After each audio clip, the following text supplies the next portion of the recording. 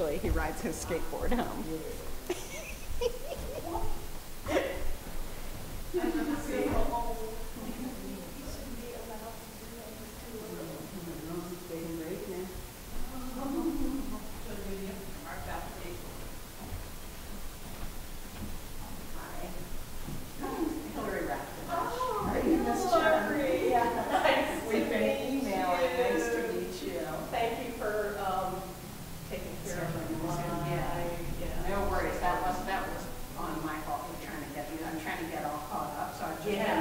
Sending them out, even though it's like 3 days. Right, right. Well, I appreciate it. Yes. And here I am, so Excellent. everything's great. Good. Thank you so much. Yes. Nice to meet you. Yeah, have a good day. Thanks.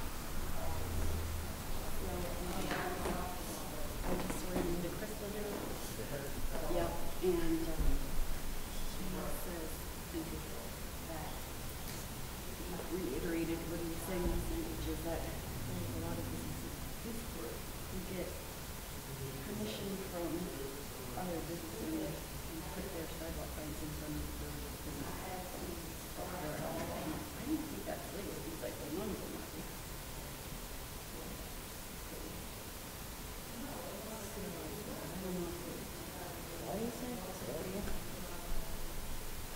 a few businesses in Eastport that direct people to their business with a sign not in front of their business, but, you know, down the Pointing street. directions. It's traffic.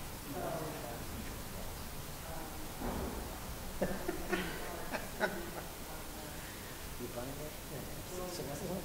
So he just thinks we should make sure that that would be allowed. I was like, well, they could come get a permit. Yeah, one on the outside of the billboard. Well, that's what I said, it's not on their property, it has to be on their property. He said, well, none of these are on our property, they're on the side. That's why we clarify. I think it's a law. Right. Profit. It's in front of their property, but what if they get permission from the property owner to put it in front of someone else's?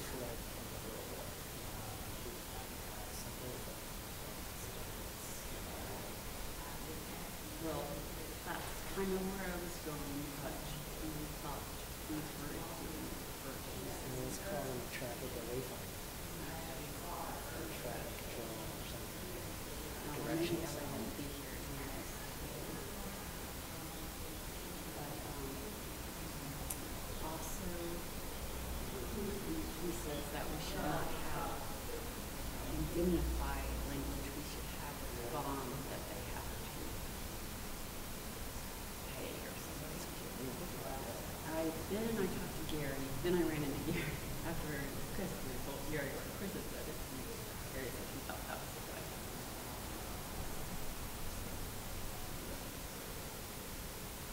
I don't know, Linda's.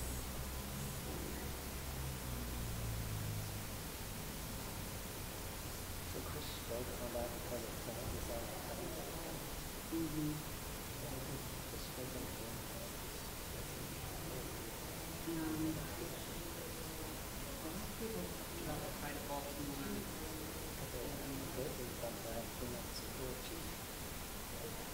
Oh yeah, and people, one of them cried.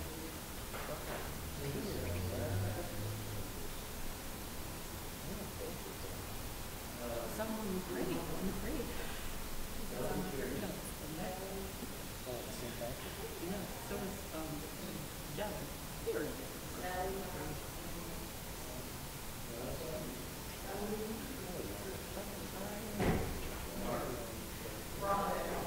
When we were checking it out, we were like, oh, is he like, okay, I'll go.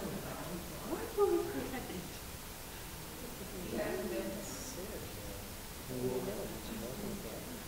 No, he's not.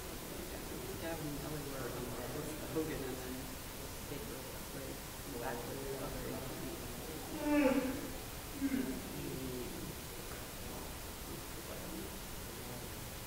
I got a hard stop at 4:30. Planning Commission issued any findings on NCD density. Planning Commission. There's your findings. That's it. You asked me? Check them. Uh, Are you gonna sign them with the last?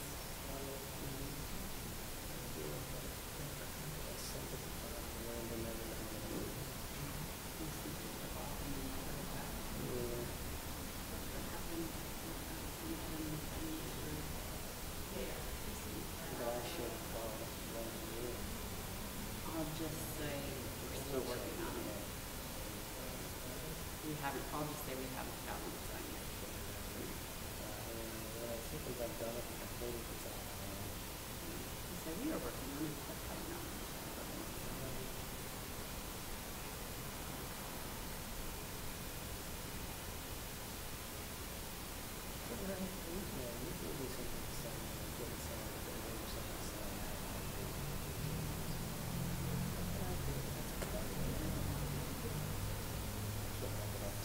Probably not going to be signed until July.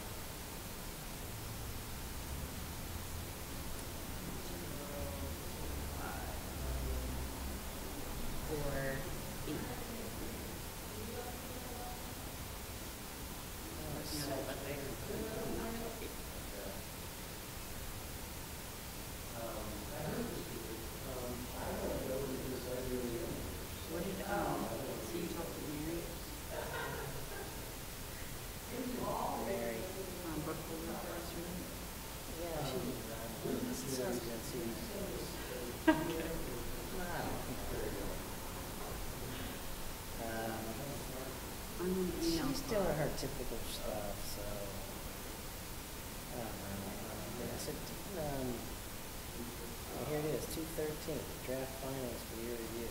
Rock board. Okay, I need to see.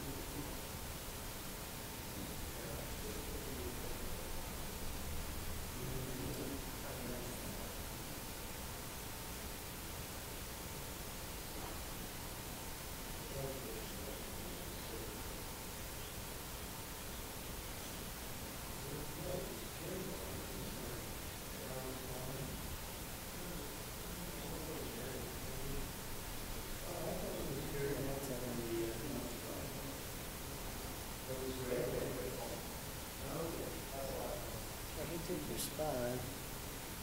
We're done. I just need to find what it is here. I should. Here's, he gave me his changes. He gave me his changes and I sent it back. And I sent it back. He sent it back. I changed it and I my reservation on the report. That was, I got it. We're done. He's Oh, not okay. signing another. Okay. So I just need to find this for So just, I need to send him, I should have sent him the file commission last week, huh?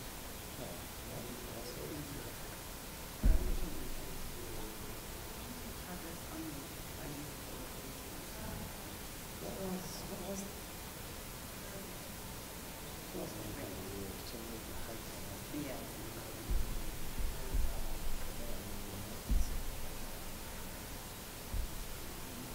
Oh, you have to do some tools. I can choose. Oh, yeah, I don't know. That's all right.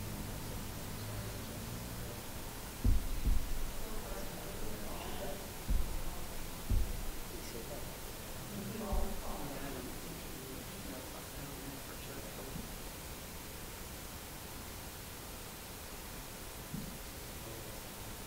you texted with it? Or you know,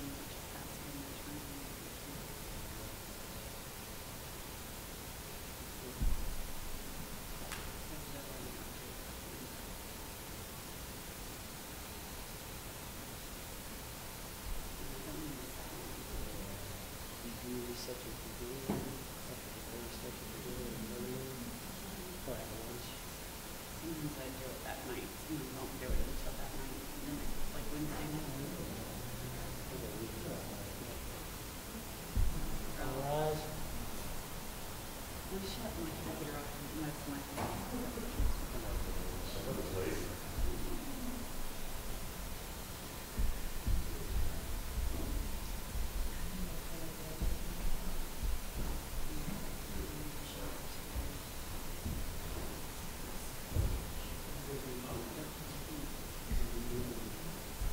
Thank you.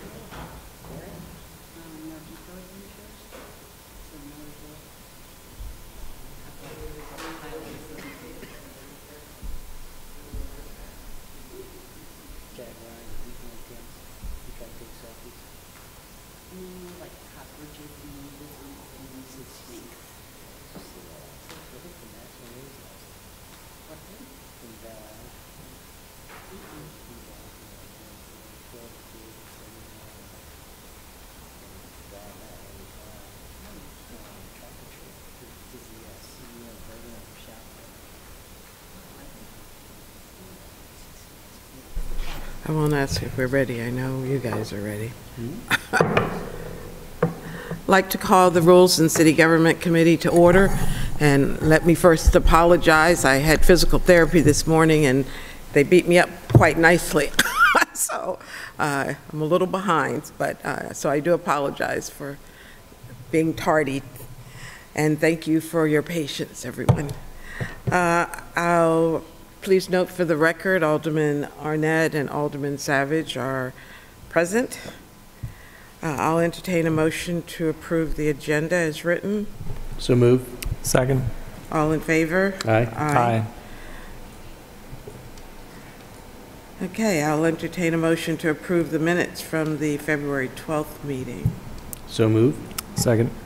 All in favor? Aye. Aye. Okay, appointments and reappointments to committees. We have AP 6118, the appointment of Nadine Chen to the Board of Appeals. Nadine, you want to come on down? Ignore.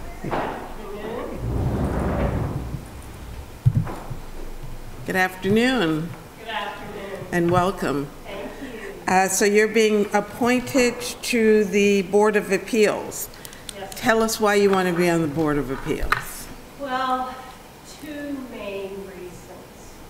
First of all, I'm a relatively new resident of Annapolis. Nadine, can you turn your mic on? Is It's a it bright green? It's bright green. All right.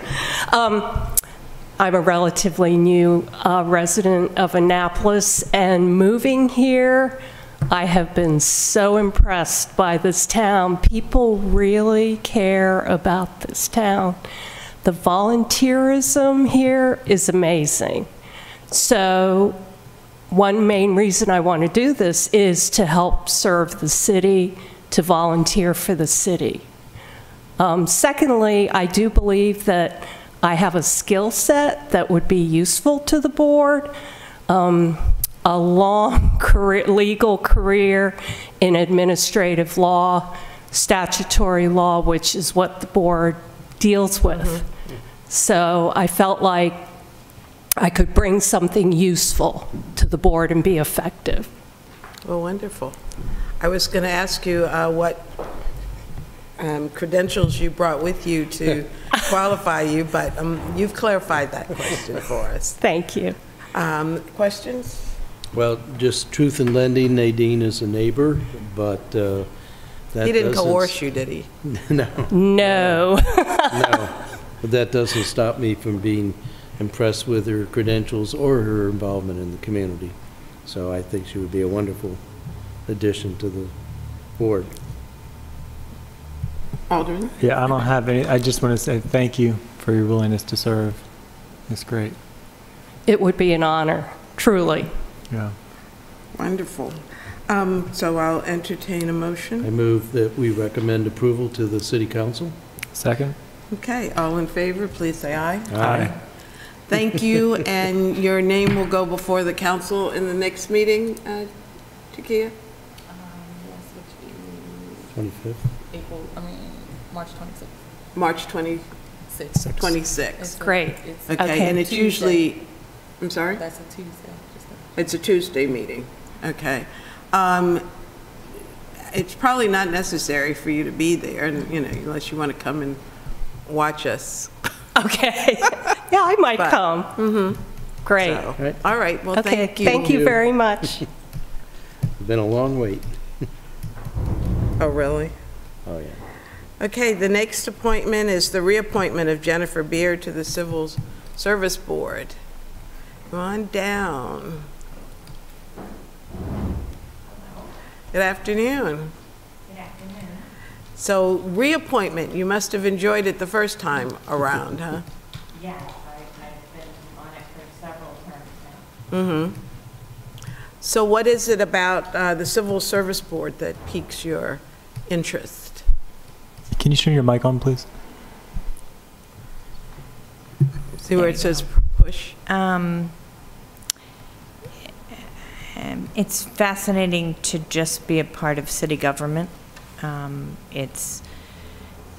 They're currently rewriting all the city positions, the job descriptions, and we're reviewing each position. And that's interesting. It's interesting when city employees appeal some decision of the personnel office, and we hear the appeal and then vote on it, and that's interesting. You said you've served for several terms? Yes. I'm on my third mayor, so I don't know exactly how many years it's been, but it's my third mayor. So it's just interesting. It's a way to give back to the city and volunteer, and yet it's not so demanding that you can't still work and do other duties as well.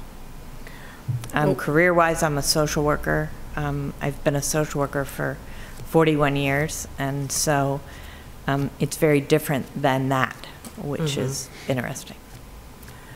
Well, there's consistency if you've been there through 3 different mayors, which is a good thing, you know, so. Well, wonderful. Well, thank you. Any questions for Ms. Beard? No, qualifications look wonderful. I think I'm going to volunteer for some hypnotic therapy.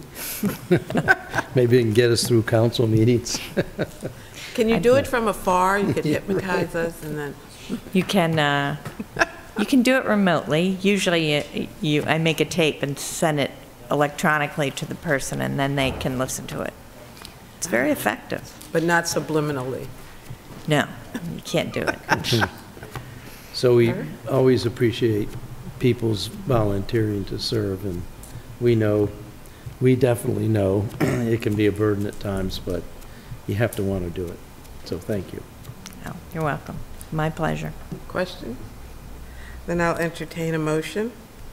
I move we recommend favorably to the City Council. A second? Okay, all in favor? Aye. Aye. Thank you, and you heard me say your name will come before the council on the 26th. Okay, So, thank you. Thank you. And the next is the reappointment of Anthony Christo to the Civil Service Board, and Anthony's not here. Not here. They're not what? Okay. Is that, Hillary said that he doesn't want to be reappointed, but he said he'd be willing to serve until he was replaced? Well, I think the code or whatever says that anyway. Right. So then we'll postpone action on this until we know whether he is interested or not.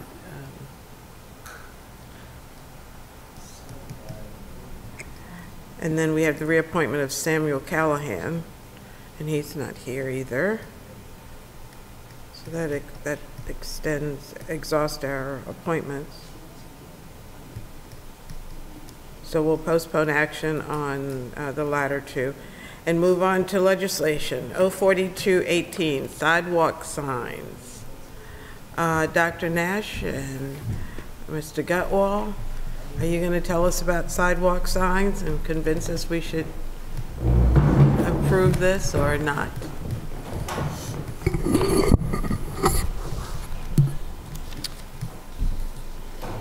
All right. Good afternoon. Sally Nash, Department of Planning and Zoning. The legislation is 04218 is in regards to sidewalk signs. This is defining a new type of sign, which we've called sidewalk sign.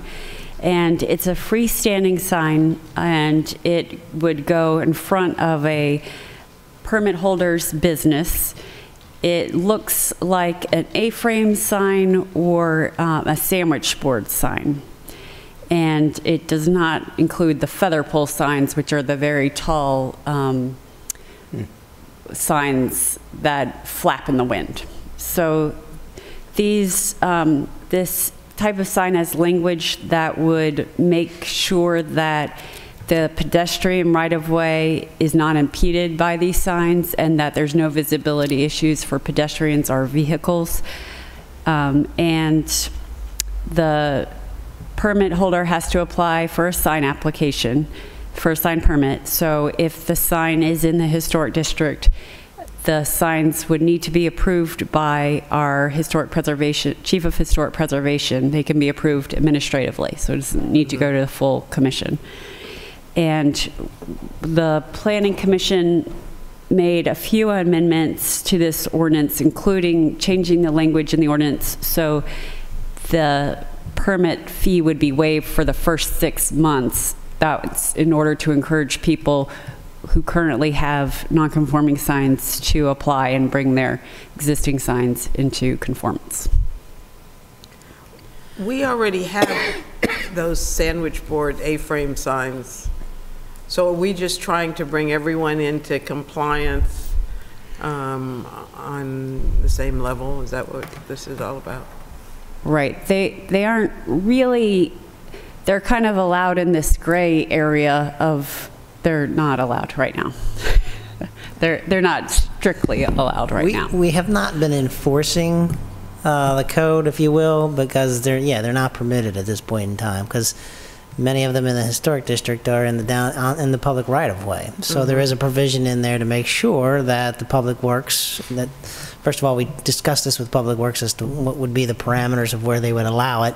So there is some specific criteria, and then anything that is asked to be done would be done coordinated with their review. So, so technically they are not a permitted, or they're not being regulated at this point in time. Let's put it that way. And this is giving them the opportunity, you know, to get them regulated. And it standardized the sizes of them, so they're 7 square feet. They can't be higher than 4.5 feet. So, and there's only one per business or tenant. One per business. So what was 7 feet?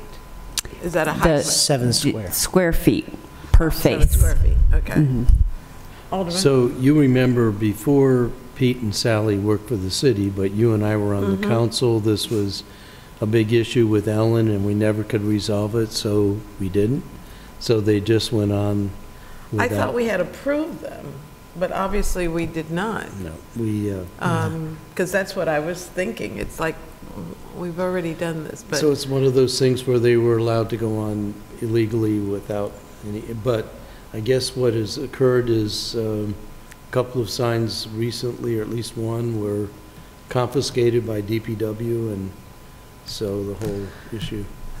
I wasn't even aware of that. I mean, this was brought to my attention through Alderwoman Tierney, so that she wanted to move this forward and get them, to, you know, on the code, on the book, you know, and regulated. She blames it's Sally that wants it, and Sally blames you.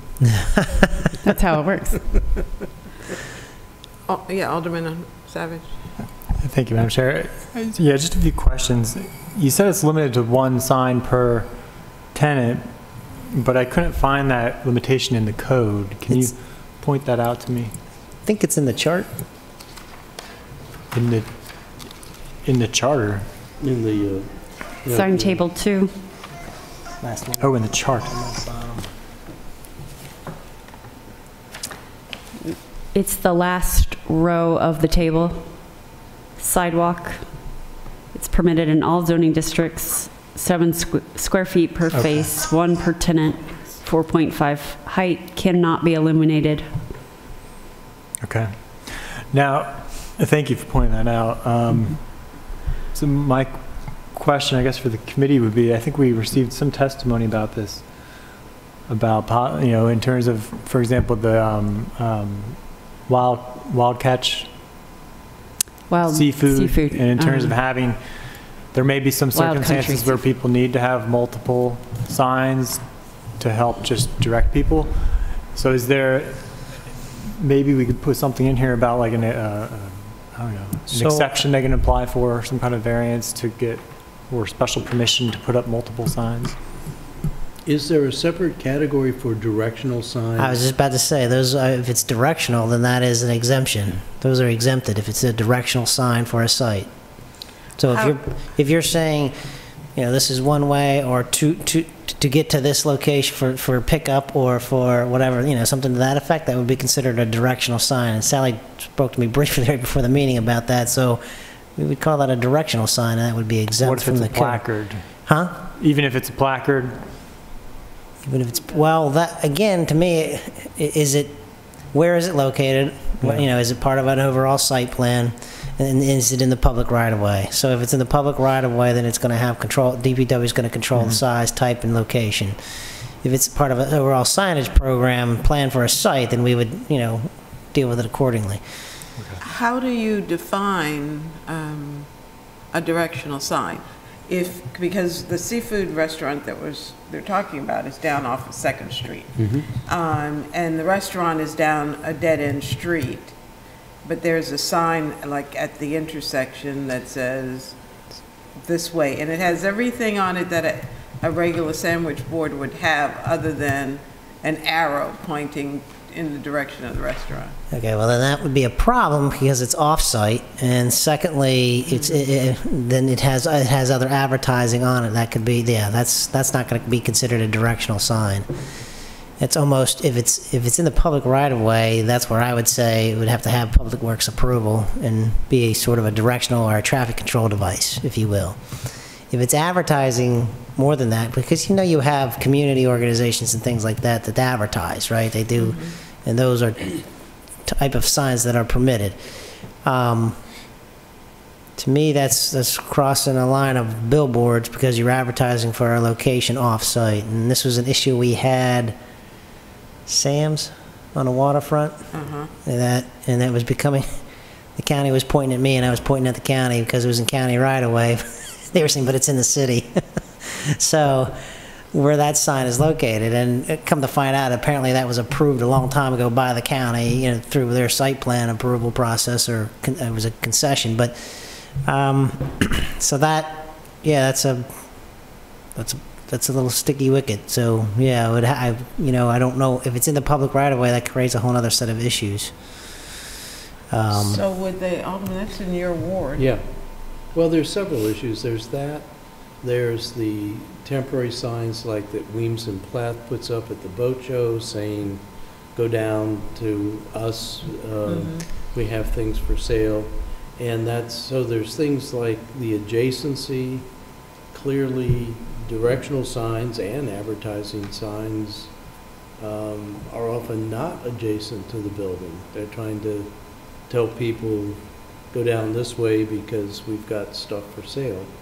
So one of the things that I talked to Alderwoman Tierney about this morning is this, because the debate with Ellen and under her administration was primarily a downtown Maryland Avenue and so forth.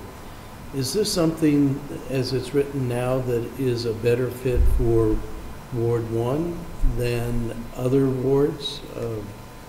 Should we exclude other wards? I mean, I'm interested in the problems you're having and the enforcement issues that you're having in wards other than Ward 1 downtown.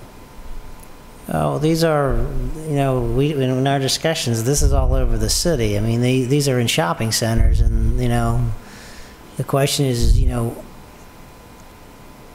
I don't think it's just a Ward 1 issue. I think it's everywhere issue. The counter issue is whether or not you allow them to advertise off-site, or, you know, what you're talking about is they're advertised. Is it truly a directional sign to advise people how to get to that location or to get to that organization or business, or are they actually advertising to entice you to, you know, or enticing you to go down to there because the special of the day is only $9.95? I mean, we have temporary and we have exemptions for temporary types of for signs. Then there's the other issue of being in the right of way.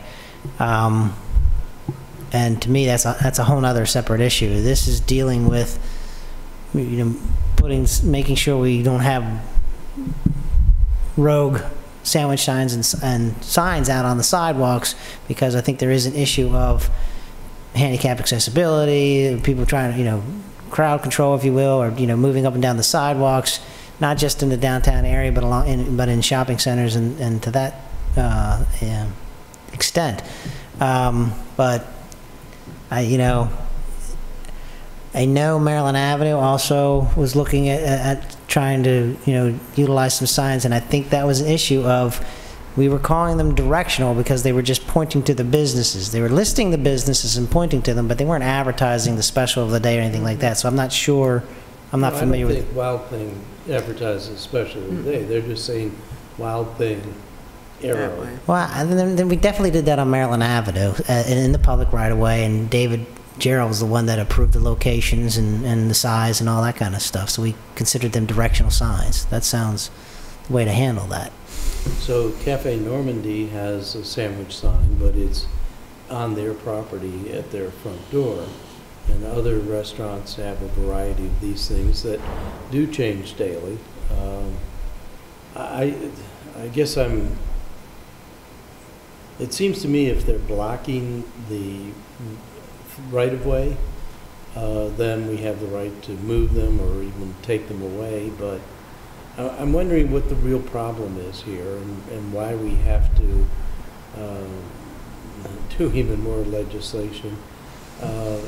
I guess I also question the definition because the sandwich boards definitely do have moving parts. They fold.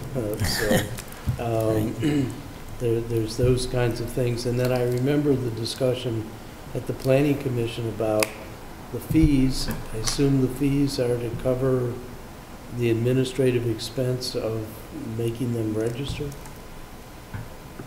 Yeah, and that's enforcement. Yeah. Well, the Planning Commission also proposed amendment where a permit would not be required, that there would be language setting standards, but there would not be a permit required because they felt the same way what you're saying is that this isn't really a problem and we don't need to have another permit. Yeah, was there anything else to their rationale? Because they didn't really go into too much detail in there. That was the main rationale, just that, yeah, let's make sure they're not in the pedestrian right-of-way and make sure it's safe, but do we really need to make people apply for a permit and regulate them like that? And let me ask the question, what's the liability? Well, that's the other issue that we want to get, so it's not the liability of the city, that's between the indemnification clause or sentence in there is to make sure, that was the law office's ad to make sure there wasn't any. That is another issue of concern as to why we're regulating it. Size is another thing. Height, there's some locations where they're exceeding, the height of what these sandwich boards would be, so it brings it down. And then the multiplication of them. There are some that are doing more than one sandwich board sign, if you will. So those are all the reasons why that we wanted to, in my conversations with Alderman Tierney, why she wanted to move forward in regulating these. I realized, yes, it's probably a bigger issue in downtown, but it's in all locations. Shopping centers is another one where you get a proliferation of these things. So, just by nature, the fact that this is not in the code, to me, would speak to the need. I remember many years ago, my girlfriend and I were in D.C. on K Street, and one of these A-frame signs fell over and broke her foot in like 7 different places. Wow. And she got paid, I'll just say. But I never knew whether, they had been controlled. You still see them all over the place. But whether there's any specific legislation that speaks to in that. The district, you mean? Mm-hmm. Yeah, I don't know. Yeah. So. Madam Chair? Okay. Yeah, so the law office, presumably is good with the liability. That was the other thing that came up at the public hearing. So in general, I think I'm supportive of this, but I am kind of leaning towards supporting the Planning Commission's amendment just to remove the permit requirement. Just because I am wary of putting too much on the staff if we don't need to. And in this case, I don't really see a compelling reason to be permitting these. We'll still be able to do enforcement on a just like we do with as-needed basis if there are complaints or concerns.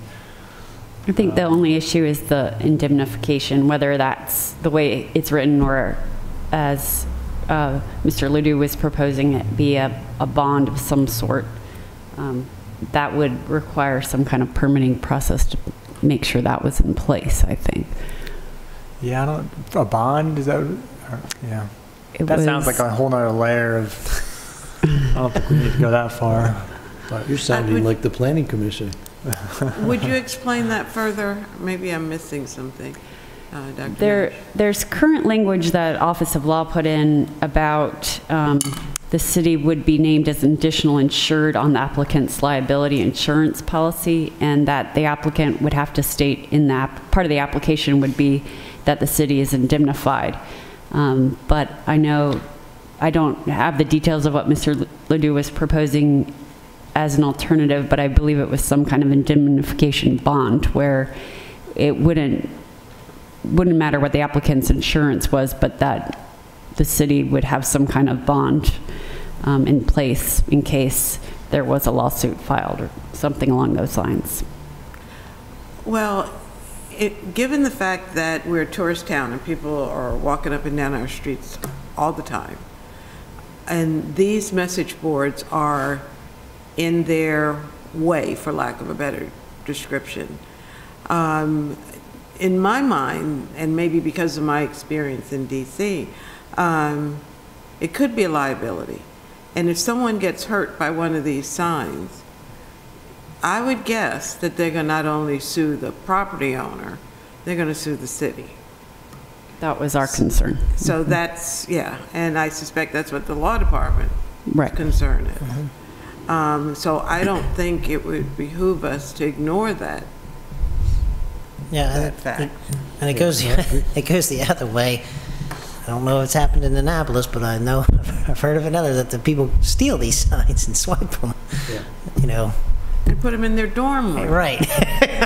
Like those big flashing yellow signs that I ended up having in one of my dorm rooms, which is the stupidest thing because you can't turn it off. So yeah. So. Do we want to get any clarification from the law office on that end of things? I mean, I understand it. I mean, do you need clarification from the law department? No, I mean, I'm happy with how it's written, although I do want to move to. I briefly recommend favorably on the asked Gary about Mr. Ledoux's idea, and he said that that could work too. And so I am not a lawyer, so I don't know which one is better, but we could ask the new city attorney about it. Okay. We have a very complicated set of conditional recommendations from the Planning Commission. Do we want to go through those, or should we just ask Pete and Sally what they think of the Planning Commission? Because it's if you do one, right, then you don't do the other. Well, I think 3 and 4 were dependent on chess. We're dependent on rejecting one. So well, yeah, if we're going to recommend, it should either be with or without these amendments. So yeah, well, let's look at them. The Planning Commission is what, 12 recommendations? Is that many? 4. There's 4, and the first one is really, do we require them to get a permit at all? Yeah. The first one is just removing the requirements. The first 2, I think, correct? Right. First 2 are related because if you don't require them to get a permit, then something else doesn't. Not the first 2, because the second one is just incorporating a walkable. Oh, okay. Right. There's number 1, 2 3, and parts 4 to Amendment 1. Both of the parts are related to there not being a permit required. So let's look at the First Amendment under Title 17. Is that the first one? Where it strikes sidewalk sign and adds the sentence, a sign may be placed without a permit. So the first recommendation is that it not be permitted at all. Correct. Yeah. What does that mean? That a permit not be required. Okay, but they are allowed to have them, but they're just not permitted. Correct. Okay. So what you're thinking? I'll give you my 2 cents worth. I probably agree with Alderman Savage that we don't need the additional work, but how do you enforce something or have the property owner know what their requirements are if you don't require them to get a permit? So there's a number of places in the code that we have standards, but they're not required to be reviewed by anybody, which causes other problems because they go and they do something and you're like, well, you didn't do it. You're not allowed to have that temporary sign that can only be 18 by 20 or whatever, Right. Alderman Arnett knows them. So that would be my only concern, that you would have a number of issues where people say, well, I already spent my money on this and nobody told me it could only be 7 square feet, that kind of thing. So when you come in for a permit, if you require the permit, then they'll know that they can only have one, it's 7 square feet, it can only be 4.5 feet tall, that kind of stuff. But that's... Because you're assuming they know they would know they would need a permit. Right. Well, True. That was going to be one of the questions. It's how you notify the business owners. Well, I think that will be an education and outreach. But the first thing is to let everybody know to come get their permit. And we are not going to charge them for the first, whatever the date was, or the 180 days, just so they know they have to get a permit. You'd be surprised. A business owner will ask a lot of questions. I mean, every jurisdiction is different, and they know that when they come in to move into a jurisdiction or they're going to open up a business, they come in and talk to me, or they talk to staff, or they talk to Hope or Hollis prior to that, and say, okay, what are all my requirements? I mean, just like a grease trap. What I got to do? What I got to? You're in the historic district. How do I? You got to have to get your. So they ask a lot of reputable businesses, and and they come in and they ask the questions, what do I need? So if they want to do a sandwich board, they should ask. Mm-hmm. And we've done some outreach through Eric Evans and Hope Stewart, working with businesses to see what they think about this legislation. Mm-hmm. So we've already done some preliminary outreach. All right, so Amendment 1. Well, it sounds to me like... Part 1 of Amendment 1. Sounds to me like staff is not recommending adopting Amendment 1, and I think I would tend to go along with them for the reasons stated. And besides which, we have some conditional things that we can do if we don't adopt Recommendation 1. So is that a motion? That's a motion, that we not adopt their Recommendation 1. So Recommendation 1 would be that they not be permitted. Yes, and Not I'm require saying a that Not permit. require a permit. Yeah. So if we leave it as is, they will have to be permitted. And as the ordinance is written, and not accepting the Recommendation 1 from the Planning Commission, they will have to get a permit. So you're moving that we do not recommend. Yeah, rejecting. Right. So the motion is to oppose Recommendation 1 To not accept it. of the Planning Commission. Right.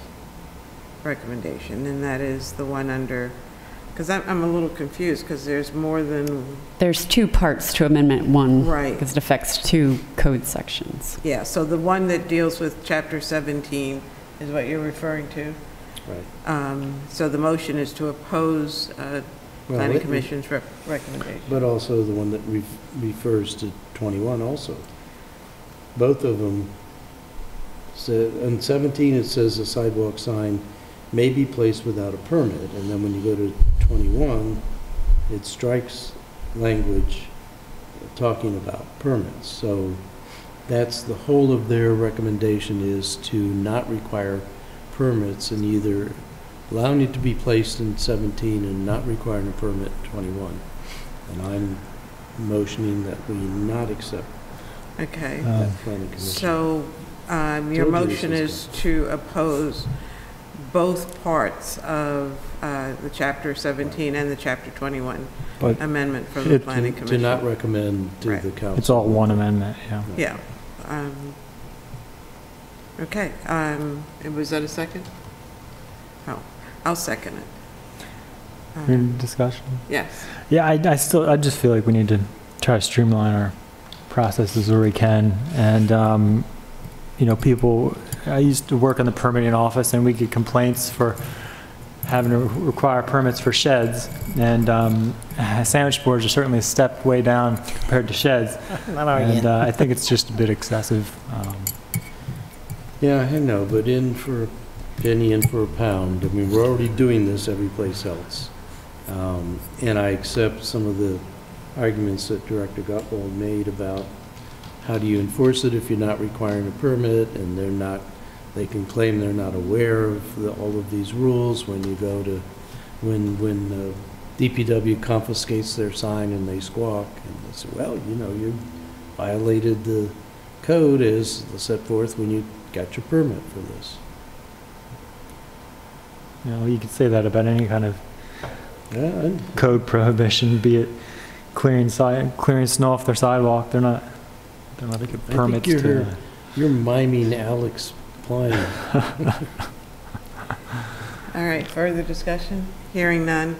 All in favor of opposing Amendment 1, Say both aye. portions, please say aye. Aye. Aye. No. Opposed? No. Okay. Going on to Amendment 2, page 4 of Planning Commission. That's pretty simple. They had a lot of discussion about just adding that word walkable, but doesn't bother me. I move to we accept their recommendation. Adding the word Second. welcome, is that what you said? Walkable. So on page 4 of their things, if you look in the middle of the page, you can see walkable is inserted. Oh, walkable, minimum, okay. Walkable. I thought you were saying welcome. You're No, saying I'm saying walkable. ute. Are you saying utes? What's a ute? Okay, it's a motion to support Yes. Amendment number 2, Second. and it's been seconded. Further discussion? Hearing none, all in favor, please say aye. Aye. Okay, Amendment number We 3. need some help sorting this out. Because this is, if we've rejected 1, then they want to substitute either Amendment 3, well, the Amendment 3. It's not either. It's both 3 and 4. Well, 4 is how soon it's implemented. Yeah, 4 is just giving them So, longer to get in compliance. So the Amendment 3 is really 9, right? An approved sign permit for a sidewalk sign may be revoked or suspended Yeah. by the Director of Planning and Zoning if it's determined. okay, So which it's- one's been deleted? Obviously, That's 2 right. points from the original have been deleted. If you look at page 6, number 9 is the new language Planning Commission wanted, just to clarify that Oh, it's, Planning and Zoning Director could revoke a permit if Since we're doing it was not being permits, placed safely. The Lord giveth, the Lord taketh away. okay, so we're only adding Right, the language under number 9. right. Right.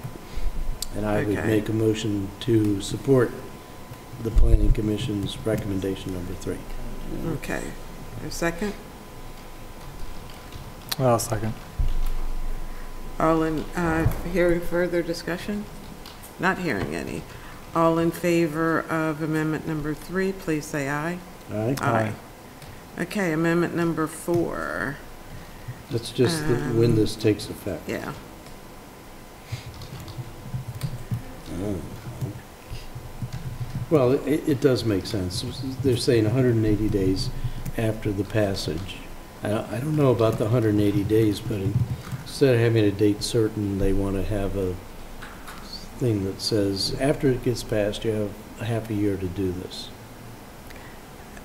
Well, I would think that there has to be adequate time for publication, notification of the change also. I know Dr. Nash has said that they're They know usually us all pretty too good. well. What's in there now is June 30th, and they're saying they may not even get to it by June 30th, so. So, Yes. okay, is there a motion to approve amendment 4? I mean, is 180 days okay with you? It seems like a long time. So moved. Yeah. Second. All right, further discussion? Hearing none, all in favor, please say aye. Aye. Aye. All right, so the overall motion is to recommend approval to the council of ordinance, whatever it is, 04218, as amended by the Rules in City Government, which is accepting some of the Planning Commission's recommendations. So, A second.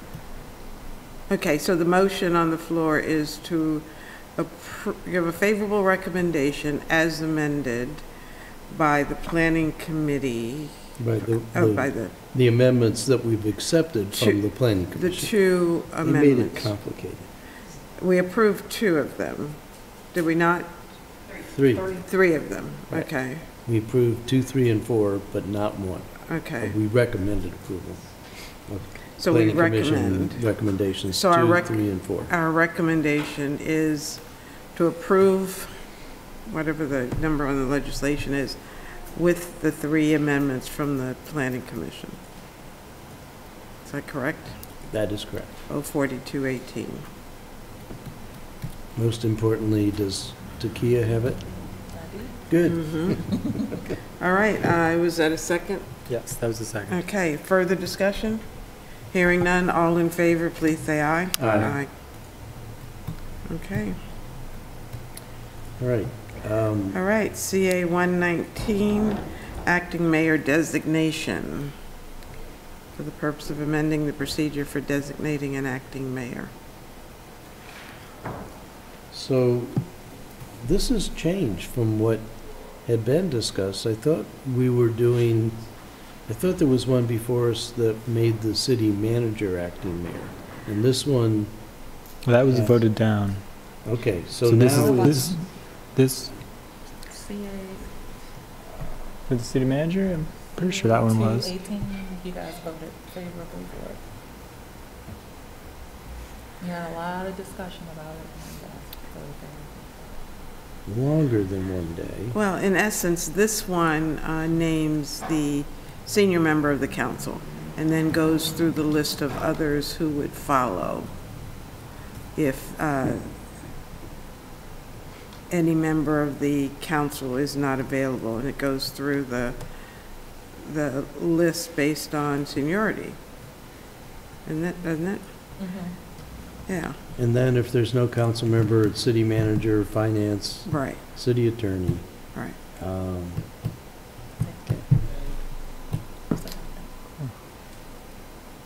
I don't have any, I liked it when we did the hermetically sealed envelope and the safe, the finance. I think part. we've grown up now. Yeah, right. I would move favorable recommendation of this charter amendment. I'll second that. Okay, it's been moved and seconded. Further discussion? Okay, hearing none, all in favor, please say aye. Aye. Okay, R4518, 2018 Forest Drive Eastport Sector Study.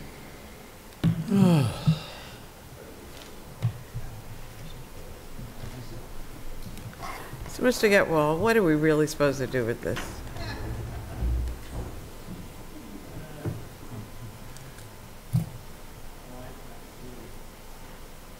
Are you trying to put something up on the He's putting screen? page 42 up.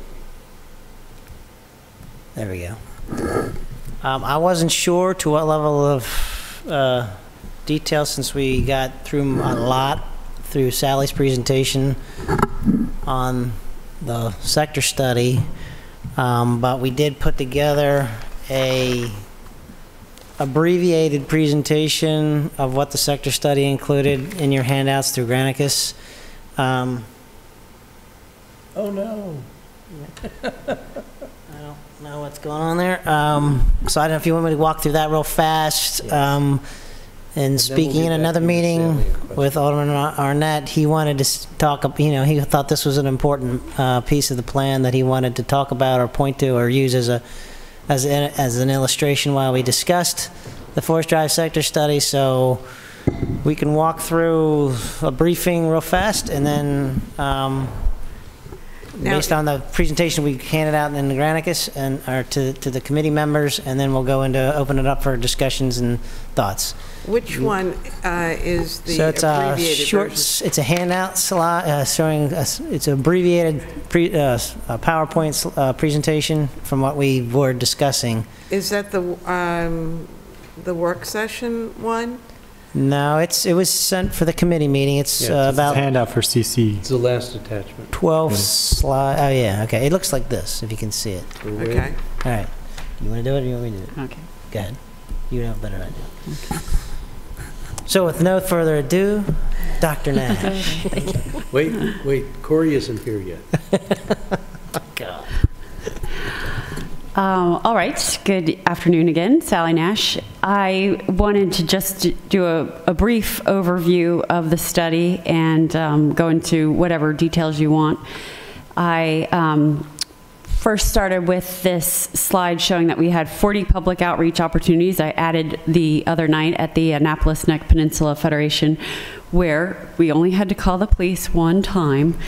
And, but I thought generally was a pretty good meeting. And at that meeting, I set the stage by talking about what is urban and regional planning, to emphasize that what we do is to generally look at land use, urban design, natural resources, transportation, and infrastructure, all of these things, how they interact.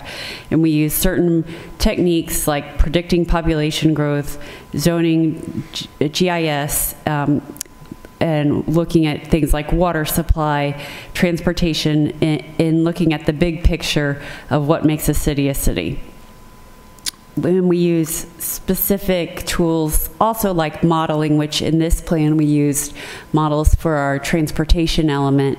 We looked at pretty much the whole city, actually the whole peninsula really, using the Baltimore regional model, although we zoomed in a bit on Annapolis to be able to analyze what's happening here a bit better, and to look at how traffic is flowing from one end of the peninsula to the other end. The sector study provides guidance to you all. It establishes policy. It looks at how we can better enhance and use our existing assets. And it considers things like traffic, environment, overdevelopment, and other community needs. So it's sort of big picture, looking at the forest through the trees. It's implemented through legislation, specific programs, and projects that are placed in the CIP. Now, I want to emphasize, because I keep getting this comment that it has the force of law. That's true in a sense, although it does not mean everything that is written in the plan must be implemented. It means that when a development project comes in, the development project must show how it is consistent with the policies of the comprehensive plan. It does not mean every single word written in these plans has to come to fruition. So one sentence in Appendix D that says the city shall do this does not mean that we are legally obligated to do that particular thing. This is supposed to be a framework for future policy decisions going forward. But can we stop there? Mm-hmm. So how many times have we heard, though, when someone comes in, particularly for planned development, but all of the development applications, and they point to, and this is consistent with the comprehensive plan.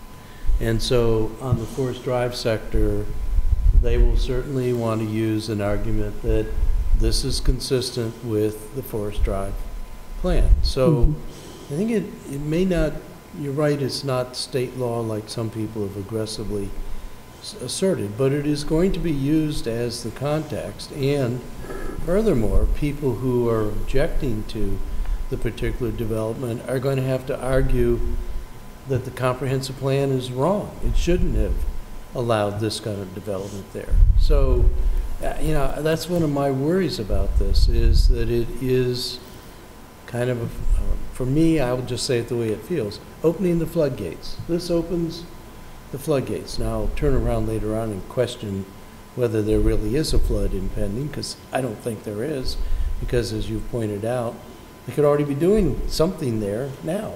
Right, so the existing zoning now, through plan developments and even just the base zoning, allows a lot of density. And what I meant by capacity is I meant we could get big development projects coming through the pipeline now without changing anything. And don't we really want to have more input about what those development projects are going to look like? Don't we really want to incentivize more mixed-use development in the corridor? Or do we want to get stuck with what we have now, and do we want more of what we have? Do we want more Royal Farms? Okay, then we don't need to do anything. Right. But do we want something better than Royal Farms, something that's going to enhance and improve Forest Drive and the experience of people who live there and drive along Forest Drive? Then we need to look at shaping these developments in a more holistic way. And we don't have zoning legislation that goes with the community character. So right now, these ideas are illustrative. Right. But yes, that's true. I mean, if someone came in with a mixed-use project and said, well, this is supported by this, A, B, and C, okay, but that's one part of their application. They still have to be consistent with community, with the context of the neighborhood. They still have to meet all of our other existing zoning requirements. So what I would add is that when we talk about consistency with the plan, that's one criteria that when they're evaluating an application. And as an end comprehensive plan, you have competing interests, if you will, but really they're supposed to be complementing. If you're if you're trying to vibrant economy and you're trying to protect the environment and your natural resources, they should complement one another, not compete with one another. Yet a lot of people take that as a competition, and it's a balancing act between the two. So to say that it's consistent with the comprehensive plan or it's consistent with the sector plan is just one criteria that you're evaluating on the justification of the application, because really the law is what governs. It's the zoning and the text that follows behind. And what would be inconsistent if you'd passed a law that was inconsistent with your comprehensive plan, right, if you started doing things that were inconsistent with what you were calling out to be done in a comprehensive plan. So yeah, I know, and that's exactly what I'm worried about. But let us take what you said, and I don't want to personalize this at all, and I understand that, you know, we're professionals and we're policymakers, but if you just want what you have now, which I think has somewhat of a pejorative implication to it, you don't have to do anything. Well, I don't think anybody wants necessarily what we have now. We have some sort of squalid strip malls that have all kinds of open gaps and things like that, and I would think that everyone could think that we could do better than that. But then on the other side of that spectrum, and you know this is my bugaboo because we've talked about it, Pete, we don't really tell them what it is we do want there. To me, if we want a certain kind of development there, let's just take an example because this is relevant.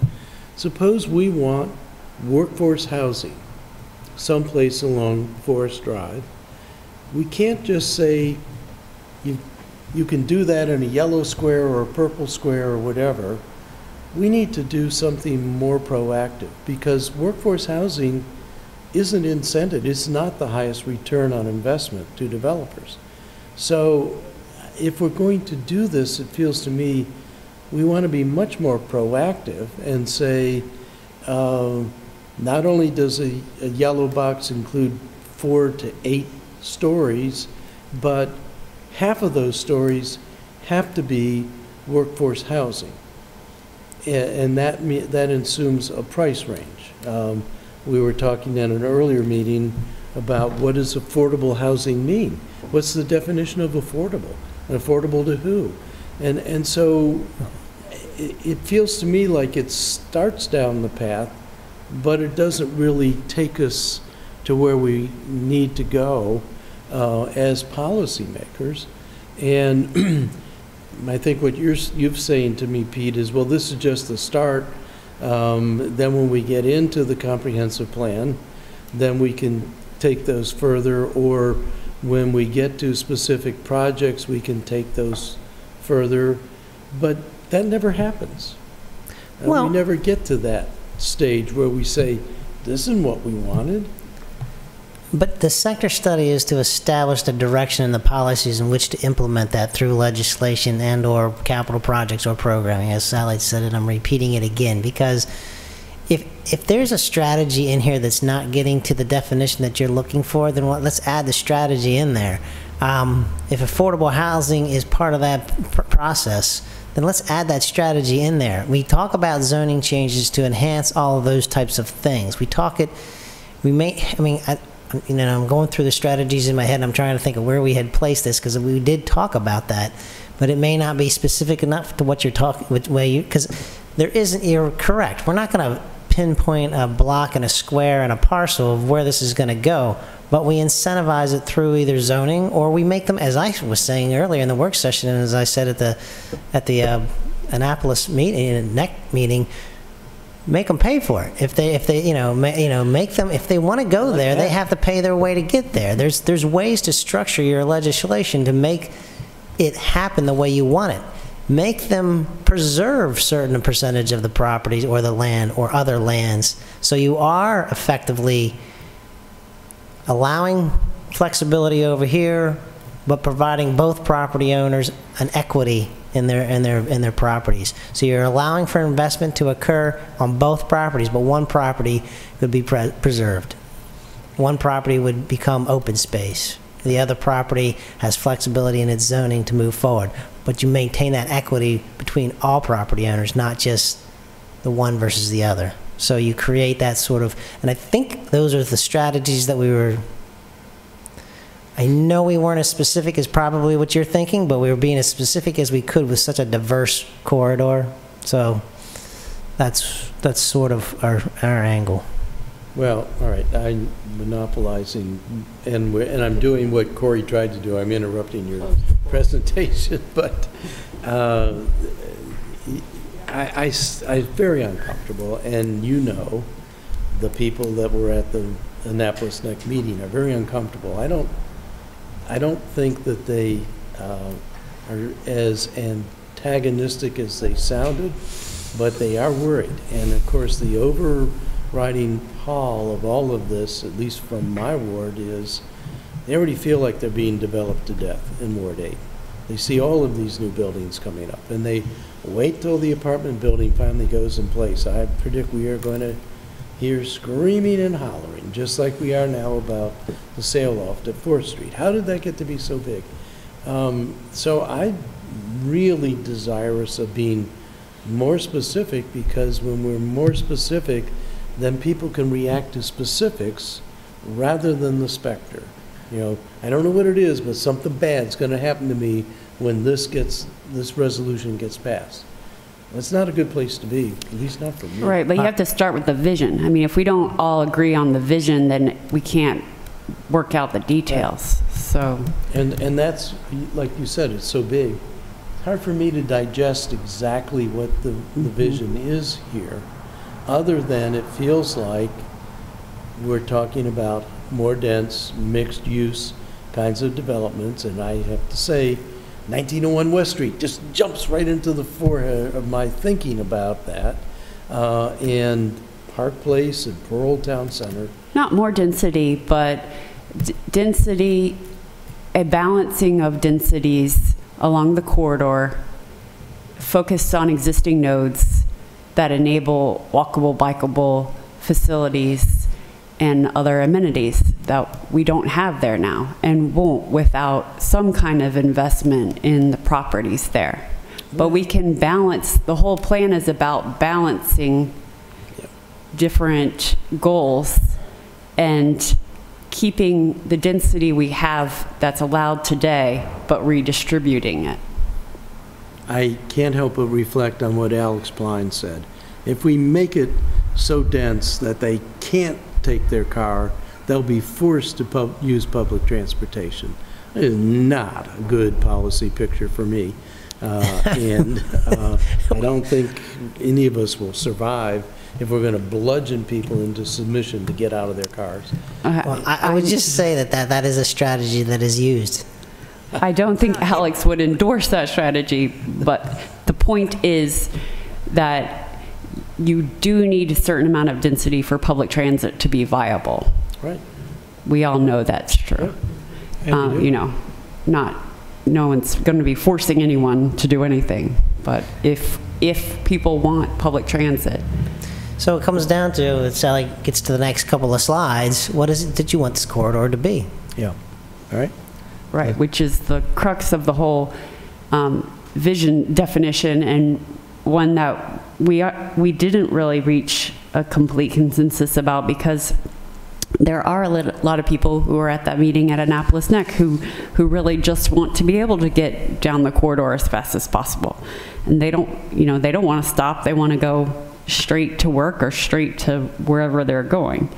Well, two things. First, they want to be able to get onto the corridor, and then they want to go like a bat out of hell. What would stop them from getting on, other than their own communities? The wait times at the intersections. Well, yeah, the minor street approaches are what's proven throughout the corridor, that the minor street approaches have delays. But well, from my understanding, they're delayed so that once you get out, you can move quickly from one end to the other. That's Doesn't right. sound like you can have it both ways. correct. No.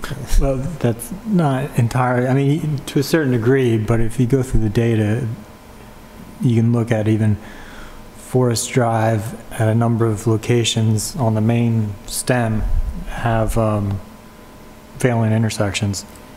Right, that's part of the discussion. Do we want to be able to get from point A to B as fast as possible? That means you're going to have to wait longer on the side streets. Exactly. Or do we want it to be safe and there to be more equity between the side streets and the main line? That means everyone's going slower, but no one's waiting as long at different intersections. So the folks who live on the other side of the city will be unhappy if we bring those side streets, those intersections, up to a point where everybody in the city will be happy with them.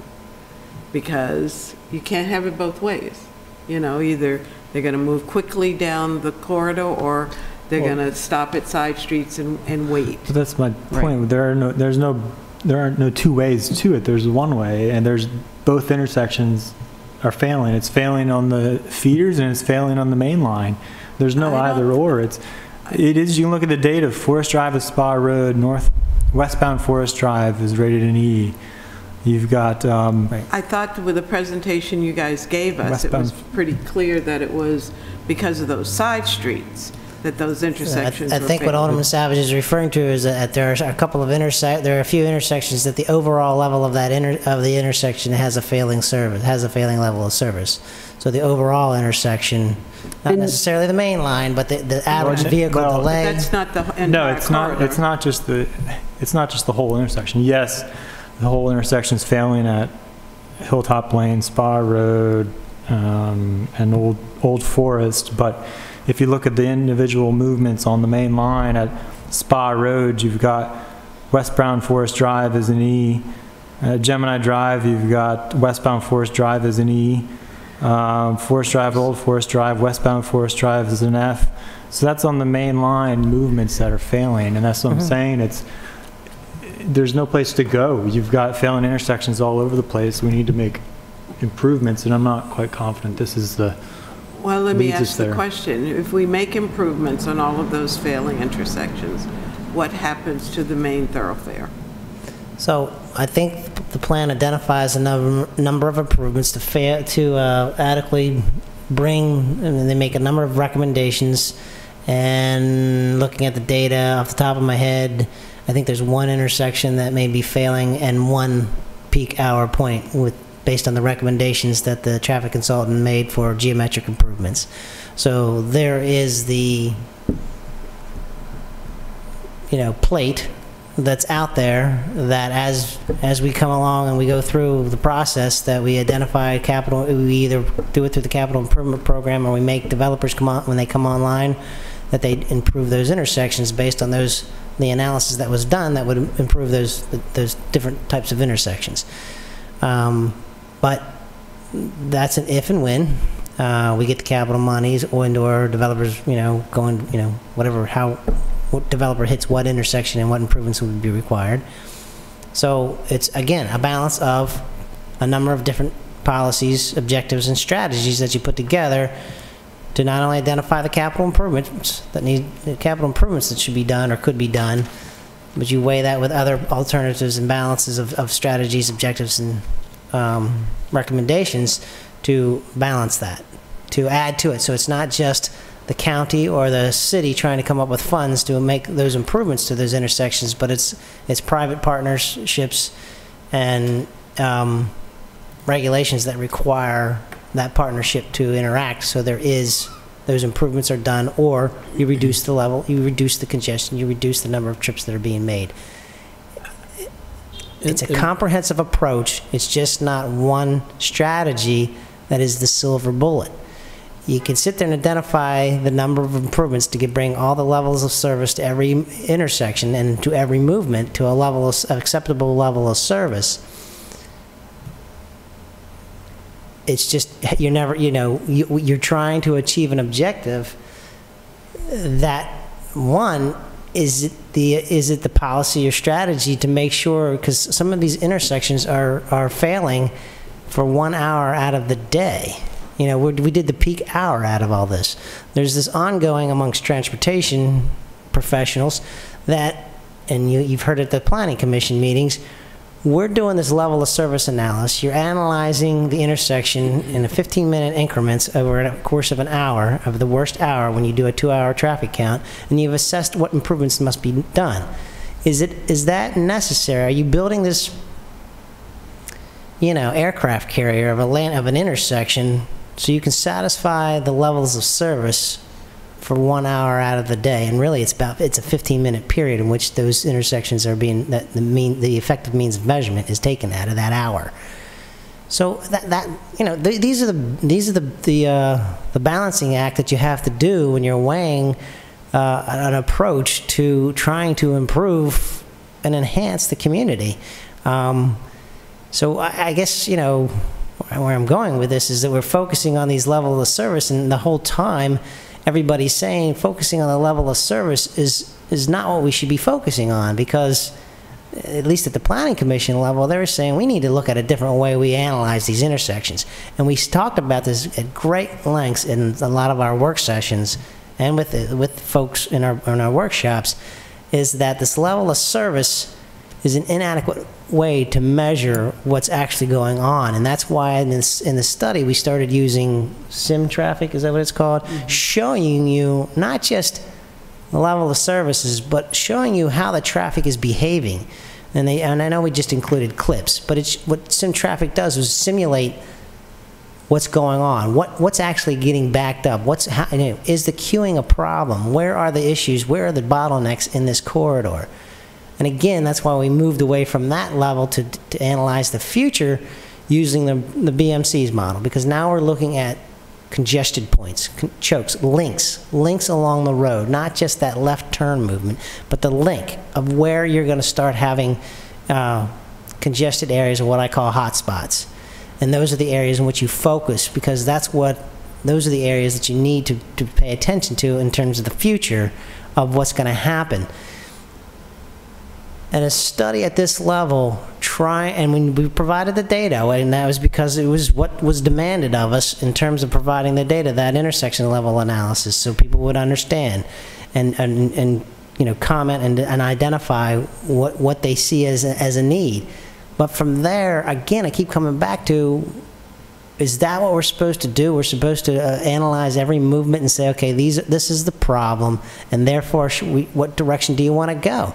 Because at the end of the day, I think it's stated in the study that it hasn't been a priority from the county, state, or city level to fund improvements along this corridor, and we've struggled to get developments to solve many of the problems. I guess I say that because apparently before my time, there was some improvements that were done up along this corridor that vastly improved along, I guess, by Village Greens and that.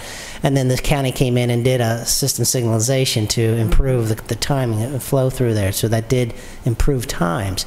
But we did discuss, what are the other methods? And that's another thing the plan calls for. What are the different methods of doing traffic analysis that we should be looking at instead of using this level of service standard that's created by the Highway Capacity Manual and the Transportation Engineers Association, where other jurisdictions have moved away from that to talk about what type of environment we want the traffic to look like, and is it more than one mode that you're focusing on.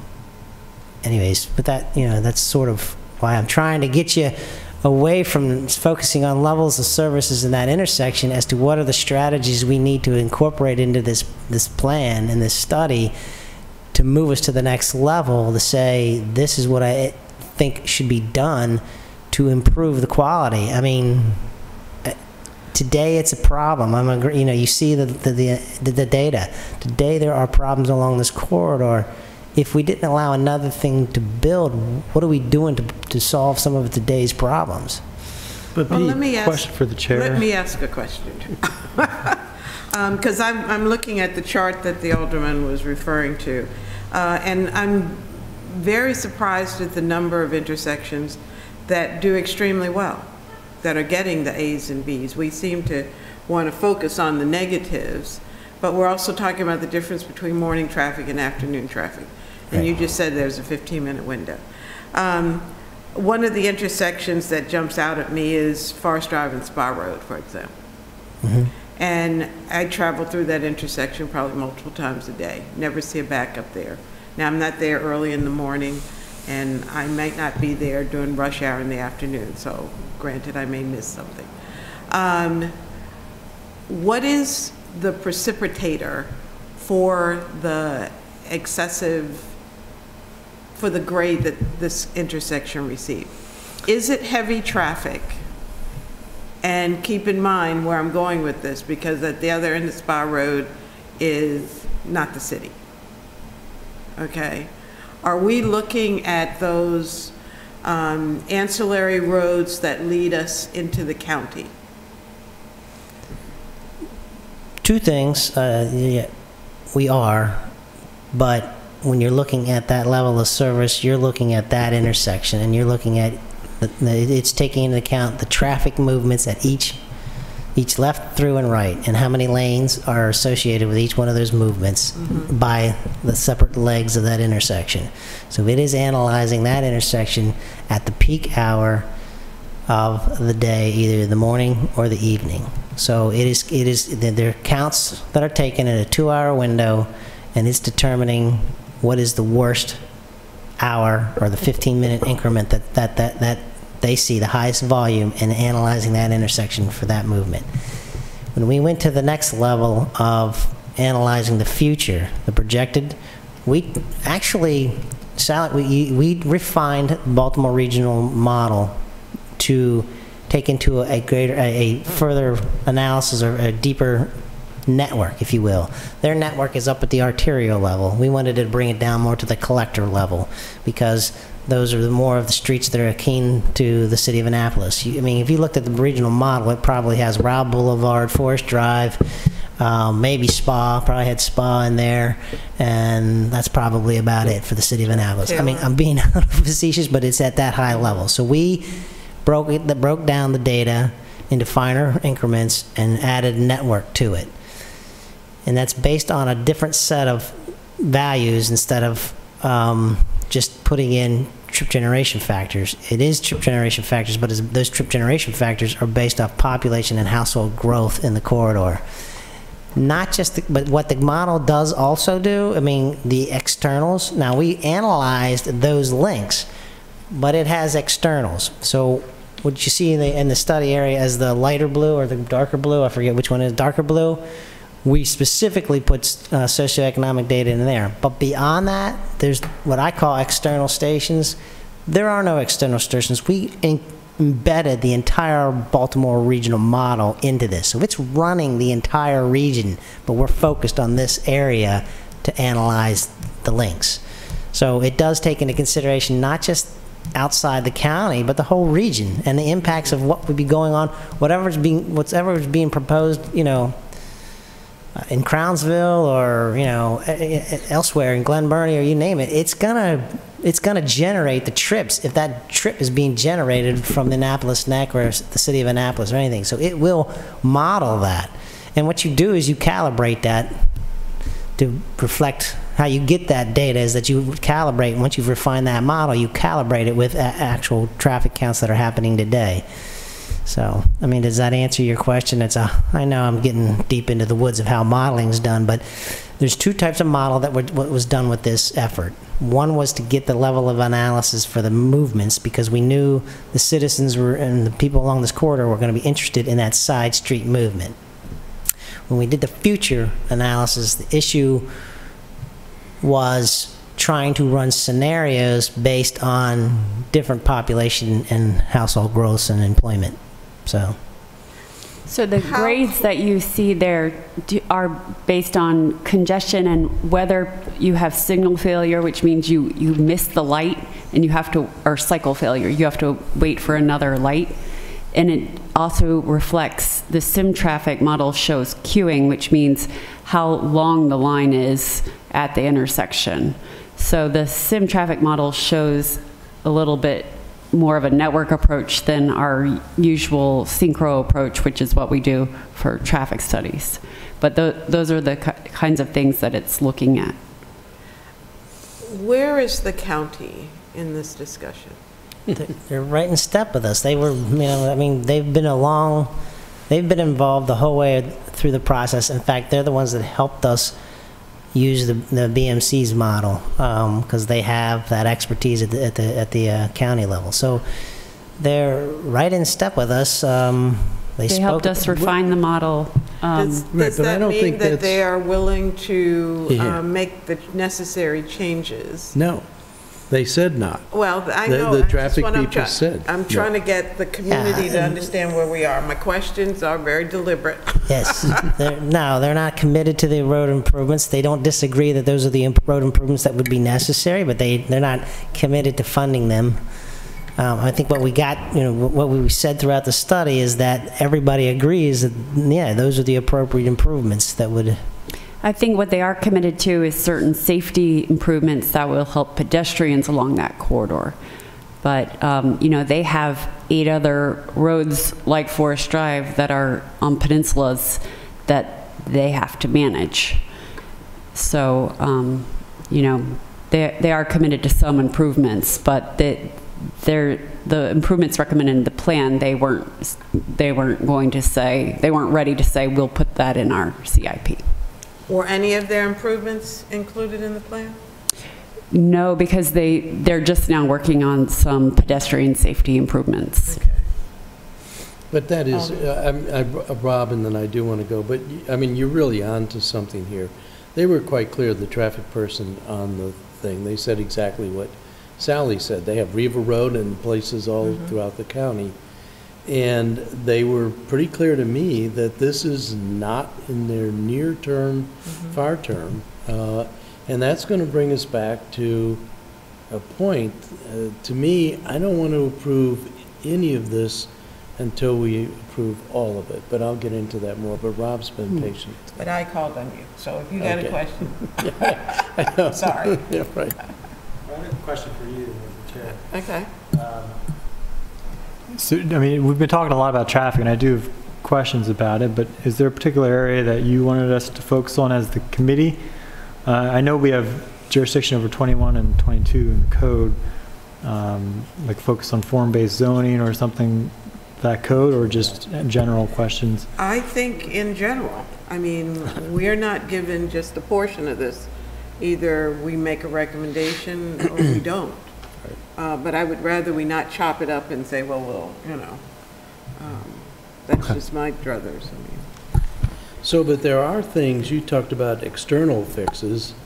There are internal fixes like parallel roads and things like that could be some relief, right? That's in the plan. I was shocked to hear, I Connections. think you told me, Sheila, that they're talking about changing Bay Ridge, not from a diagonal intersection to a square intersection or a T intersection? That's Hilltop. Hilltop. Yeah, Hilltop, not, yeah. And you probably don't know anything about that, right? Is that the mayor's office project? The intersection of Forest and Hilltop Lane. The mayor in his presentation in my ward, in Ward 5 on Thursday, talked about fixing that intersection so that traffic going in and out of the potential public works site would be able to take a, right in, right out, left in, whatever. And go across. Yeah. Yeah, not to have to go all the way up to South Cherry, but that would be an actual four-way intersection. And everybody was kind of bewildered, just like your faces exhibit right now. But I was really struck by the quote, "Vision without resources is delusion." So we can have a wonderful vision, and I'm not saying it's not. And by the way, we're asking you these questions because it's what we're being asked. I'm not trying to be critical, and I recognize the incredible amount of work. I mean, Rob and I both, it took an incredible amount of time just to read it, so I can't imagine putting it together. But it seems to me that these have to be done together. You can't just have a vision if we don't have a plan to take care of everything in that vision should it come to reality. Now, there's just no question in my mind that this vision is going to be more dense, and it's going to bring more traffic, not less, and more failed intersections. And I didn't really see in the Appendix C the solutions. They talked about infrastructure investments. We have no plans for that. We have no money for that, and certainly not it'll be competing with repairs to nuisance flooding and Hillman Garage and everything else. And the city managers told us we have $8 million before we hit our ceiling. Well, we're talking about a heck of a lot more than $8 million for remediation over here on Forest Drive. And then the other thing in that section and other places in the study talks about the Alex Blind kind of things where people are going to bike instead of taking their car. People are going to work from home, and employers are going to let people work from home, and they're all going to live, work, play, and shop in the same building on Forest Drive, which, having been one of the original people in Columbia, Maryland, I just know that doesn't ever work. I don't think it worked in Reston either. So, I just really have some angst about how we can do any of this without doing all of it. And maybe that's one of the greatest benefits of this study is it tells you how complicated this is and how hard it's going to be. And it worries me that if you do some of it, but not all of it, you're going to make things worse. So, but the question that Rob put to the chair, and I agree, first of all, I'd like to hear more about what it is that we can do to help you, but what is it we're going to do to thrash our way through this? And I hate to think of you, how many four other committees this is going to? Doing this 4 more times just seems to me to be a waste of time. That's why I've urged that we have a special session or 2 or 3 or 4 of the council at large. But I also think we might want to think about having some sessions with the people who've already gone through this with you, the Planning Commission. I bet we could benefit a lot if we start raising questions and they say, we thought about that, and here's how we help strategize on this. I mean, it just seems to me like we're headed in the most inefficient way possible to try to thrash through this. And I guess the final question I would ask is... What was your second question? Well, the first question was... What was that for me? This is, what are we thinking is rules' role in this versus environmental matters versus transportation? I don't even know where all... Transportation, public safety. Yeah. And it just seems like we're going to have little pieces here and here and here. It's like the blind men all filling the elephant, and for one of them they had the trunk and it's a snake, and for another they had a leg and it's a tree. We're headed in that direction. Well, it seems like, for example, the committees you mentioned, environmental matters, public safety, they seem to have a smaller bite at this. I feel whereas that the way. Rules Committee in my mind, and hopefully I'm not correct, has the bigger picture of policy and planning. I'm thinking that way. So, good. I'm sorry. You want me to interject? I don't mean to interrupt. Please. Okay. I've listened to a lot of this, and I'm, in my mind, trying to, as Will Ferrell says, strategery, to get us to point at least B. I think an explanation of walking in, I'm starting to think maybe we go through an explanation of the different parts and the components of what's actually in here, because everything, Ross, you have said, I believe is in there. It's broken down through, we did such level, as you said, a level of detail of analysis, we ended up having to put everything in appendices. And I think people are reading the executive summaries and they're reading the pullouts. And that was at the direction of the Planning Commission, I might add, but that's neither here nor there, because we're trying to stress what this is all about. But the devil in the details that you're looking for, I think, is all in the appendices. You're absolutely right. They all have to work in tandem. One piece works with the other. Now, can you do it all at once? You know, it's just that's tough. So we categorized it into phases, and we said, you know, here's how these are the things we're going to have to do, and here's the responsibilities of who's going to have to do what when. The implementation plan. So I think the pieces are there. If we have to walk through those pieces, they're in there. If there's things that you don't like or things that are giving you angst, that's the things I'm going to need to know. I mean, what gets us moving along? If there's a strategy or something in the document that needs to be modified or changed, I think I need to know what that is. That gives you, you know, comfort, because I think everything we've been talking about and the things that I've heard everybody say, we have the plan leads us in that direction. If the community character is the thing that's giving you the angst, then let's redefine some of those things. Right. And then let's put strategies in there that say, win this, you need to include these parts too.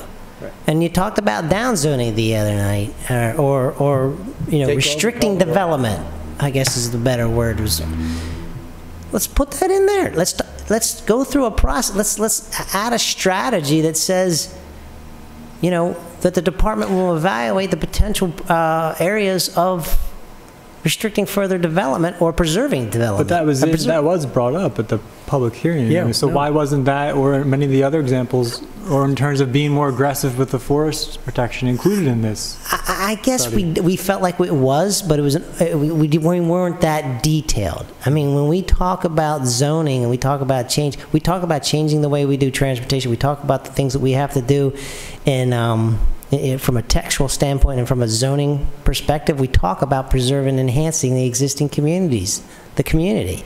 So I guess maybe we were stepping too far out and thinking we've covered it, and maybe we weren't specific enough. And if that's the case, then fine. Let's add it. I got no problems with that. I got to tell you, a lot, and I might be overstepping my boundaries, but a lot of what I heard was, I don't like the way you did this, I don't like the way you did that, there's something wrong with this methodology, there's something wrong with that methodology. We didn't get, you know, that critique, that feedback of, I need this to add that. Mm-hmm. The strategy should be this. We got a lot of critiques of how we did it and what we did, and the methodology we used, or that they just didn't like it. And it wasn't specific to what you're talking about. Right. I mean, and maybe I'm wrong, and maybe I missed something, but it just seemed like that was the comments that we were receiving as we were going through with the Planning Commission. And I'm talking about prior to the public hearing and all that. I'm talking about our workshops and things like that. We weren't getting, you know, wait a minute, this sounds like this is wrong or that's wrong. They were critiquing our methodologies, and so that's why if we didn't include it, you know, hey, we thought we were. We really did. And as I said in our work session, we were talking about, you know, those three pillars of the comprehensive plan, enhancing and preserving the communities. So, and I think when you see the public comments and the kind of things that we are hearing, that's why I think we do want to get more involved with what appears in the study and what it's laying out, the goals, because But the question, I guess, is, I mean, how long? That's going to take a little while. So even, backing up, that's a lot of effort. So why are we even doing such a huge effort for an amendment to such an old comp plan? Like, shouldn't we just have this be a part of the process of working on the 2020 comp plan? Because I think a lot of this material is good. I don't oppose everything. I just have concerns about some things. And I don't want to see them the good things get lost, but it just seems like, I don't know how long this is going to take for us to get a resolution. And by then, I mean, when are you planning to start the 2020 work? We're underway right now. Yeah, so I mean, it doesn't, I mean, the amendment to the 2009 is just the mechanism. It doesn't mean we flush it down the toilet when, it's 2019. Everything in the 2009 plan that we want to go forward, and there's a lot that we do want to go forward that's in there now that either we haven't had a chance to implement or we're still working on, or it's still a good idea, but we need to tweak it. All of those ideas are going to go into the 2020 plan. Nothing gets thrown away in our department. As Pete says, we still reference the 1993 Ward 1 sector study almost every day. So we're, it's just the mechanism for making sure that it becomes official. But to me, the adoption of this is what justifies the continuation of this methodology into the comp plan of 2020. And making, like, this is kind of a check. Are we on the right path? Is this what you want? What do we need to tweak? And are we getting there? How's it look when we apply this to the whole city? And so I would argue that's why it's worth us as council. Frankly, I don't care whether we pass the resolution or not. I'm inclined not to vote for it. But that doesn't mean this work goes away or isn't worthwhile. But it is getting into the nuts and bolts of what are the things that you're concerned about that is worth the effort, because this is well down the road, to me, of the next comp plan, the work we have to do. It's 2/3 of the city now. I don't know who calculated that, but I accept it. And I don't think we really calculated, just eyeballed it. Yeah, right. Well, and I can't imagine the other third of the city isn't going to have all of the same kinds of issues, maybe different street names, but same kinds of things. So, I think it is very important and valuable that we answer those questions that you just asked, Pete. And maybe we do it one-on-one, and you can say, oh, that's a nut, but I thought the attorney had some good ideas, or whatever it is, or we can do it collectively. But I do think we need to do it. I think after murders stop, land use is the most important thing that is going on in this city. I've always felt that way. And if we don't address it, so the last comp plan, which is the one I have the most experience with, was a horrible affair, and some horrible personal things happened during that. And by the time it got to the council, I think we were like everybody else, just make it go away. We'll vote for it, we'll adopt it. I did not give it the attention that it deserved. Same thing with the 2014 update. There's a lot of good stuff in there, and there were some very important things, and we didn't spend the time, and I think we're paying the price now. We're paying the price with our constituents, because they're saying, why are you letting that happen? Or why didn't you anticipate this? Why didn't you fix it? So I'm certainly committed to devoting a lot of time to this and talk about, some of it is just understand, and then some of it is, I don't quite see it that way. I think there's another way to do it, which I hope is valuable, and I hope I'm doing that because I'm reflecting what I hear from the Eastport Civic Association and all the other people that are coming along. So I'm committed to investing time, but I don't want to waste time. That was why I asked the question, what is our committee about, and what are you going to do, and how many times are you going to have to do it, and is that going to move the ball forward? I'm not sure it will. Let me ask you an overarching question. Vision and mission. varies amongst the three people sitting here, and even more greatly probably if we're inclusive of all the members of the council. Is that going to be a major barrier with coming to some conclusion on this sector study? I mean, I think we have to be realistic. There are some folks who want absolutely nothing different in the city of Annapolis. They don't care about who has housing and who doesn't. They like their little piece of this paradise, and they don't want anything to change. And then there are some who live in this city who rely on us to make good decisions for their quality of life. Are we ever going to, and this is really a rhetorical question, are we going to do we need to come to a conclusion about what our city is all about? Are we a growing, thriving metropolitan area, or are we a sleepy little town that people sleep in between trips to DC or Baltimore?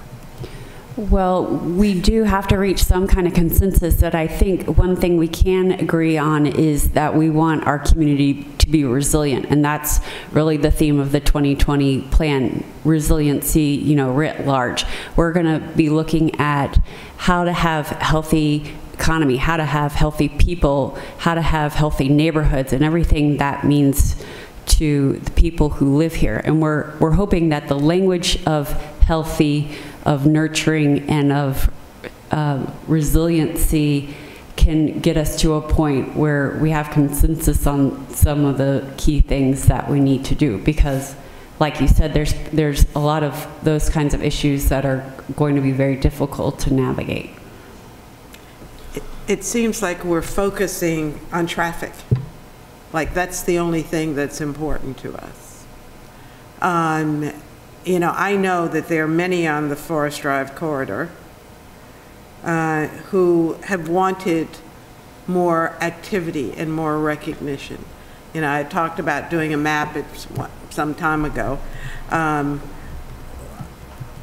with a heading Shop Forest Drive and listing all the businesses that are on Forest Drive, because they don't get the attention that other areas get. But that would mean bringing more people out to Forest Drive, which would be ideal for people who are doing business on Forest Drive or have businesses. A gentleman who came to my meeting last week said, I want traffic over on Skipper Lane. Send people over here because my business is right there. So how do we reconcile, or do we even try to reconcile these differences? I know. Is that a rhetorical question? Because I thought the last one was rhetorical, okay. But Sally jumped in. Well, that's why we said, one of the biggest issues we try to grapple with is what does Forest Drive want to be? Is it that place where people are on their way to someplace else, right? Or is it a place where they want to live, play, and work? And the answer is yes. Right, correct. And we didn't get a consensus on that because yes, there was the two. Who's voting on this? Who's it's just the feedback we were getting was we were getting both. Yeah, well, I need traffic is a problem and I need to get through the traffic, and then other people were talking, well, we need a place where I can go out to eat and shop and go to work. I could tell you one of the theories, and we tested, and the models just were not reflecting it. And trust me, because I've done this for a long time, I tried to do an extreme test to show if the model would pick it up, and it didn't. It just didn't pick it up. And the extreme test was to see if you could reduce the traffic on the corridor by focusing that everybody would live, work, and play in that one area. You would change the land, you would play with the land use scenario, and it just, at this level, it was picking up it was reducing trips, not substantially. Yeah. So that gets to Rob's point and Ross's point. He's not convinced that these strategies will work, but again, if there are different, and that's just the way we're set up, though, in terms of how we do traffic modeling. But you can point to other areas in the whole country where the compact traditional neighborhood design has worked and it has been successful, and people live, work, and play, you know, in a very small area. I mean, your downtown is a prime example of that. I mean, it's not the whole city, but it's an area where people live, work, and play, right there. But even that, the data, those are some of the questions I have, because I think I get the idea that having mixed use neighborhoods will help to prevent people from needing to drive. But if you look at the data, the jobs that are leaving the city where we have an export, you know, where we have commuters are, what was it, medical, education, and science, I think. And I don't know if, so I think, so if that's the case, I think we would want to be having mixed use focusing on those industries, trying to promote those industries to help so people don't have to leave the city and contribute to the traffic. Instead, the mixed use is kind of just a blanket. And that's why one concern about form-based zoning, which I need to learn more about, but even the comp plan from 2009 said it's the free market, the best zoning for the free market in terms of for the whatever the businesses want to put in there. So if we're not providing that direction, is that really going to, if we want to maximize the potential for mixed use to be reducing traffic, maybe we need to be putting constraints on it. I mean, I do have, you know, so yes, I've had my critiques, but I think there are a lot of good things that, like I mentioned, the complete streets, you know, that's on my list of legislation I'd love to see in the city. The move away from the auto-centric development that we've been seeing, I think that's great as well. The incorporation of the greenway, community enhancement aspect, I like those areas being identified to add those amenities, right? And also the focus on identifying, you know, attempt to identify specific infrastructure improvements for roadways and that kind of thing. But on the other hand, the things that give me anxiety, you're kind of asking about, are the costs, you know, associated with some of those improvements. Is it realistic? Can we realistically expect to make those improvements that we need to make? The focus on increasing the tax base, which I'm wary about because I think we need to be holding the three primary goals from the original comp plan. You know, I'm anxious about, again, form-based zoning, how it's going to work on a mass scale. I'm game for trying it on a smaller level. I'm concerned about the whether or not, again, with mixed use is going to address the traffic issues. Some of the environmental integration I'll get into in the Environmental Matters Committee. Concerned about, does it address affordable housing and that issue, and kind of look to include that into the study, resiliency issues, and just generally, like you mentioned, kind of how do we envision Annapolis? I don't necessarily, it seems to be pushing in an urban direction. I think it's called a Annapolis urban, I forget what the term is they used in the study, but you know, I kind of see Annapolis more of suburban, maybe right downtown in Ward 1. And Eastport, no, I'm just kidding. Ward 1 for dense urban, but I don't know if I want that to be the whole city, and I don't know if my constituents are really asking for that. So beyond that, there's also the concerns I get from Bay Woods and Bay Ridge Liquors in terms of, they mentioned the concern about people being able to get down the peninsula to their businesses and to their facilities. And lastly, I do have Ward 7 specific things that I can get into if we can find time to sit down and go over some of them. But I don't know how to address, like, can we go to you with some of the specific ward issues to try to get those? Yeah, sure. I'm just gonna look at you guys. I mean, you are the rules and regulations. You guys, I think, see everything that comes to, you know, associated with code. Again, back to the question, how do you want to tackle this? And how do, you know, to get us to point B? I mean, if there's, is the idea is to pull back and we do this as, I mean, the one thing that I will note is that when we started this whole this sector study, And then when it was funded, we all knew that on the coattails of this was coming the new comprehensive plan. We already knew how outdated or how old I shouldn't say outdated because there are some things that are still applicable.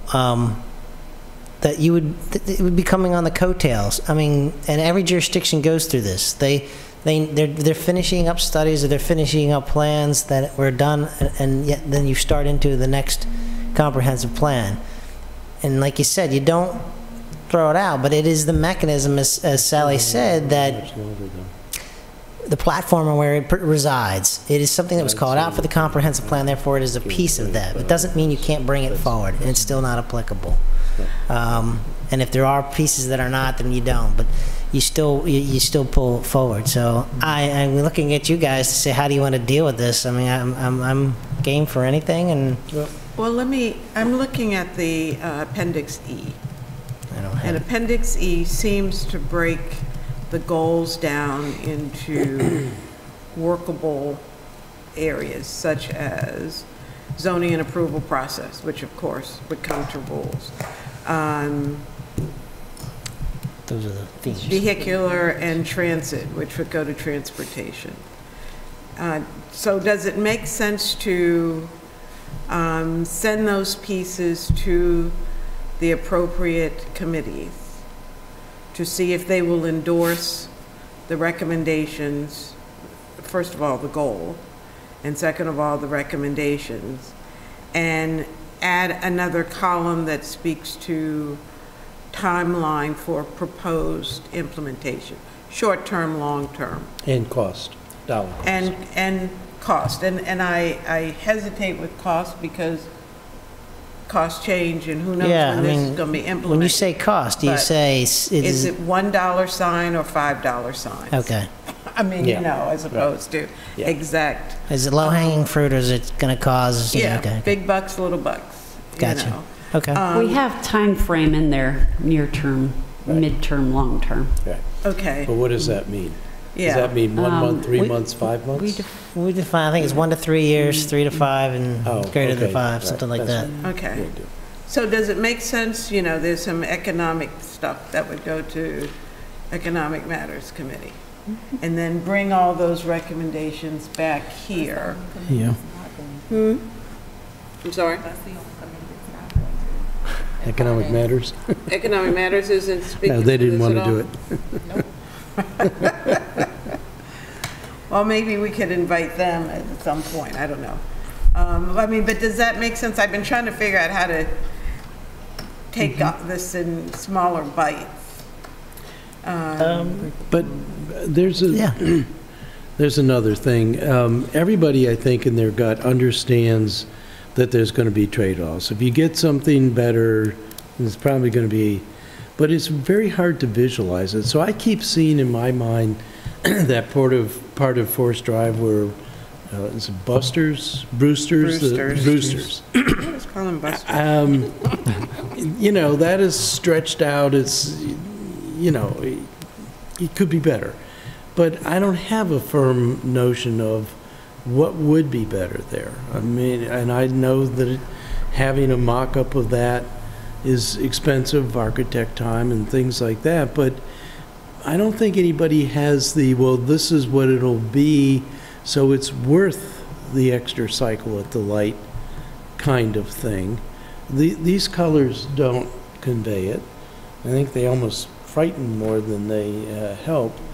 But, you know, it's the kinds of things that you didn't come to Peter Filat's thing Saturday morning on the downtown for the hotel, but it did make it real.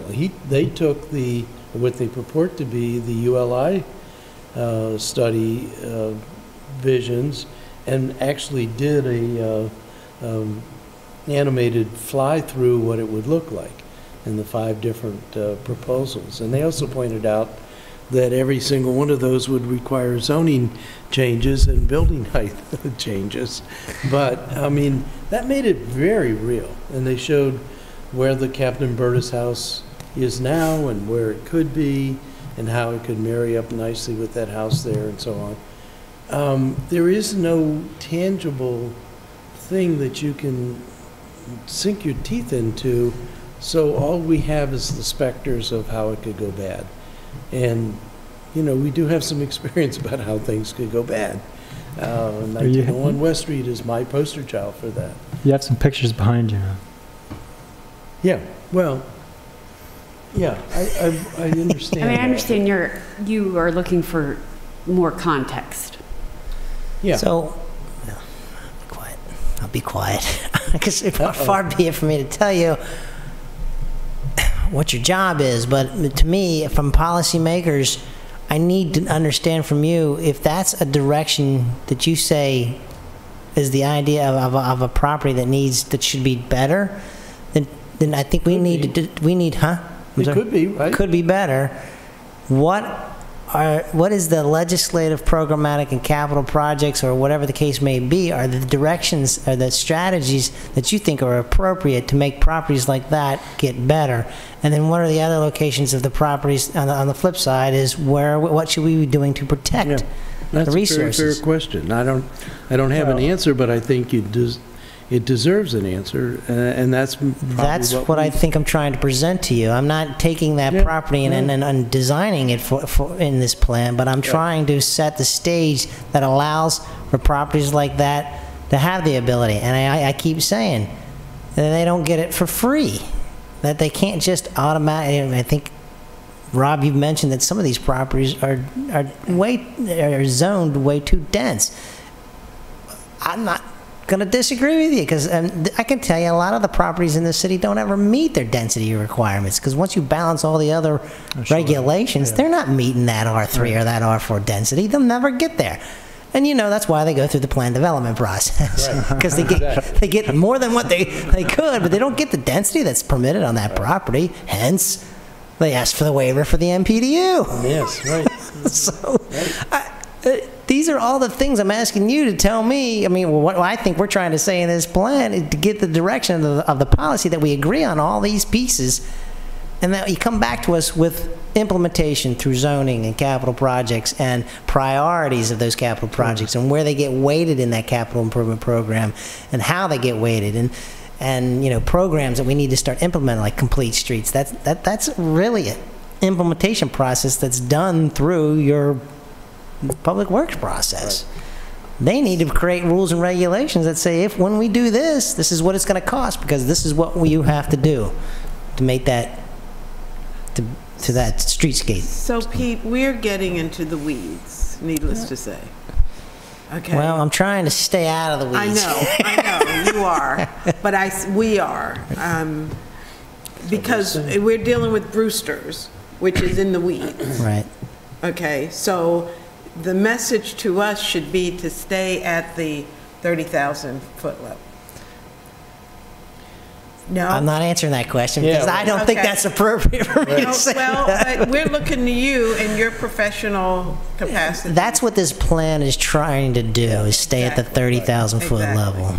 Well, so every time we go down in the weeds, we need to be reminded that, you know, we should be at another level, okay? We're not dealing with 1901 West Street. We're not dealing with Brewster's. We're dealing with the whole corridor and the impact. The street end issue was in the 2009 comp plan, was it not? Complete Streets, you mean? Street and parks? Oh, street and not the park. street and parks, completions, the complete streets? connectivity, I think it was what it was called in the 2009. So it was complete streets, actually. Yeah. So we know that that was already in the plan. So why are we having that discussion again? Other than we're going to move it into a new plan, as a foundation for a new plan. But I'm just not sure why we're insisting on taking this to a level that's beyond, or taking us down to a level where this is planning. This is not step implementation. You know, but this slide, I think I can answer your question. 1, no, never. 3, no, never. 2, yeah. According to you. Right, I know. Okay, but it might be not according to me and folks in my ward who want those live-work units. So whose voice? Well, I don't know, but I mean, the urban centers. 9 of us that got elected to represent those voices. Exactly. And we get to hammer it out. But I think that's related, that's one of my questions, though, having to do with urban center, especially, you know, Park Place as an example, is that I get that might be allowed under current zoning, because that's what I think is called for, or not called for, but allowed in the giant shopping center in my ward. But if we were to put another Park Place there, something like that, what would the impacts be to downtown? So I'm wondering, is there a density that's too much at a point where it is going to detract from other parts of the town? Should we keep things at a certain level? You know, maybe I'll talk to Mark about bringing some of these things up at the economic matters, but oh, you're on there too, right? Yes. So I don't know, but there's some of the things that I've been hearing and thinking about. Okay. Knee-jerk reaction is, I mean, we've done studies, and we'll, through the comp plan, we will do an economic analysis of what the city can support and not support, you know, where they're deficient and where they're surpluses. But we've done some studies associated with the Crystal Springs project that shows what 150,000 square feet adjustment will do to anything in the city, and it's, you know, it has to be a niche to have anything, to have any impact whatsoever. But that's just aside. But, I'm sorry I interrupted you. No, you didn't interrupt me. So what do you think? I think your idea is a good one, to have each of the committees focus on certain things. But this committee has a lot, I think, more than, you know, there's additional, I mean, they would look at this as a whole. I think that's a great idea. So other than that, I'm looking for a direction as to what do you want to see and how do you want to work through this process. Do you want to do it individually and talk about some of the things that you're, and the ways we can work things out? More than willing to do that. If you got specific recommendations that you'd like to see, I mean, and that we could go through some parts of the plan and talk about them. And does this get to your questions that you have individually? Or is there something more, you know, something that you need to be added into some of the strategies? Like you said, what's missing or what needs to be changed? I think that's a way through it. I don't know, Sally, you got any other thoughts or ideas? I think it's a good way to break it down.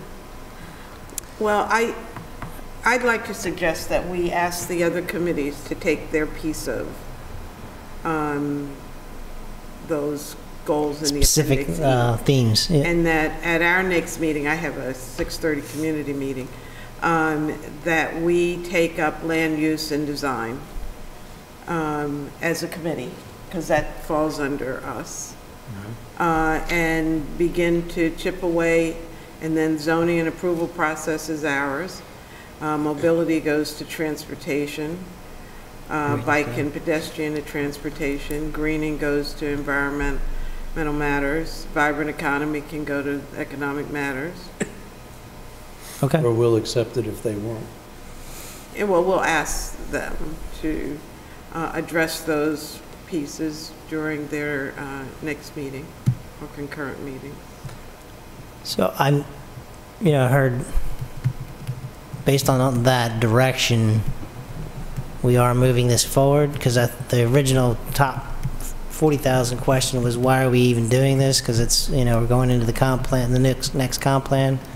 Are we still okay with moving this forward as part of the 2009 comp plan? Or, and we will bring it forward in the next comp plan so we don't lose it all, but I'm just asking, we get through all this and we're going to say, yeah, we're not doing it.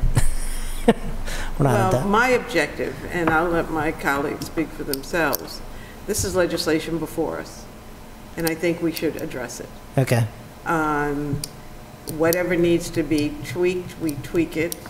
Whatever needs to be thrown out, we eliminate it, but we address it. Okay. But, you know, you guys have been studying this, obviously, so you probably have different opinions. Yeah, I'm not there. I want to understand more fully, and I think we're going to have discussion with you and probably the Office of Law also, because I keep hearing that once we approve this and amend the comp plan, the old comp plan, that it has the force of law. We talked about that briefly before this meeting. If it has that, then I'm really concerned. You keep saying it's a guideline, but I keep saying, and you keep saying it doesn't call for more development. I keep seeing that it does. And so I'm not, I would not vote for it right now, that's for sure. But I don't know what I would vote for, and I understand that's frustrating to you. Well, that's my question. What will get us there, okay? Yeah. Well, right. I think maybe for the next meeting, we will ask the law department to join us, and then you can ask your questions. Right. I hearken back to the 2009 comp plan, which listed our priority areas in the city that we have chosen to ignore, and Forest Drive being one of them. So I'm not sure, where we're going. Is it that if we don't like it, we're going to ignore it, and I don't know. So, Alderman. Thank you. Yeah. So, well, I mean, all of Forest Drive was not identified as an opportunity area, just I didn't say parts all of it. Yeah. But because that's, I think, what my understanding was. Sector studies should focus on those opportunity areas and not the whole sector. And I think I get what you're doing, but I think the ambitiousness of it is also causing people a lot of heartburn and making it more difficult for us to kind of, because at this point I can't vote for it as is, but I do think, if we can get some changes made to it, I'm willing, and I'm happy with it, then I'm willing to take that back to my constituents at a town hall and to make the case, if we can get to that point where I'm comfortable and they're comfortable with it. I'm happy to do that. But I do think it's going to take some more discussion to get some of these things out there and hear what your answers are to some of the questions. And Rob, you said that you had been working on a list of questions, comments, kinds of things. I have been too. And I'd be more than willing to send you what my questions and comments are, and then you can get a sense of where I'm going. And I guess anyone that wants to on the council can do the same thing. Well, are we dealing with this in a vacuum, or are we dealing with this as a committee? Well, Pete asked, what is it that it would take to get it so that I would be disposed towards it? I do have answers to that question. I can send them to the committee instead of sending them to Pete for the next meeting. That would be fine with me. Well, my position is that we are a committee. It really concerns me that and not just your actions, but when we take things, one person goes and deals with it, and everybody else doesn't have the benefit of the discussion. I agree. So if there are questions or concerns, it's something that everybody should hear, and we should likewise hear the answers. Okay. So for our next meeting, I will work up my list of things to share with the committee, and then I'll work on mine too. I mean, feel free to send them to Pete ahead of time. Yeah, I mean, if you give us ahead of time, maybe we can put something together to show you what our response would be, at least to expedite some of the questions and concerns. So that's all. And so Sally's the one that's going to have to do all the work. And of course, you have nothing else to do besides this. Right, I know, that's why I the manual's finished though, so we're good like there. Ross said, I after how much time I put into it, I completely respect and understand how much time you and the consultants have put into it. It's so I think we do need to take it very seriously. And so at the next meeting, we'll invite the law department, and we'll look to tackling the first issue, which is land use and design. And we'll make a request at our next meeting. And we'll make a request to the other committees that they address their piece of that. So I think transportation is dealing with it Thursday night. It's economic matters is Thursday. They don't, but they didn't put it on the agenda, right? So the only one I saw on the agenda was on public safety, and I think we resolved that issue. So so I'm just giving you a heads up. I think the next committee meeting that is going to be addressing is transportation, and I can pass the word, and I think that would be their, that's a large part of this. Okay, so that's Thursday, and economic matters is Thursday, but we We have an agenda for Thursday for economic matters. But he didn't request it, so it's. Okay, well, we should ask him to address it. We could always talk to him about making a motion to add it. Yeah. Okay. All right. So we have a plan.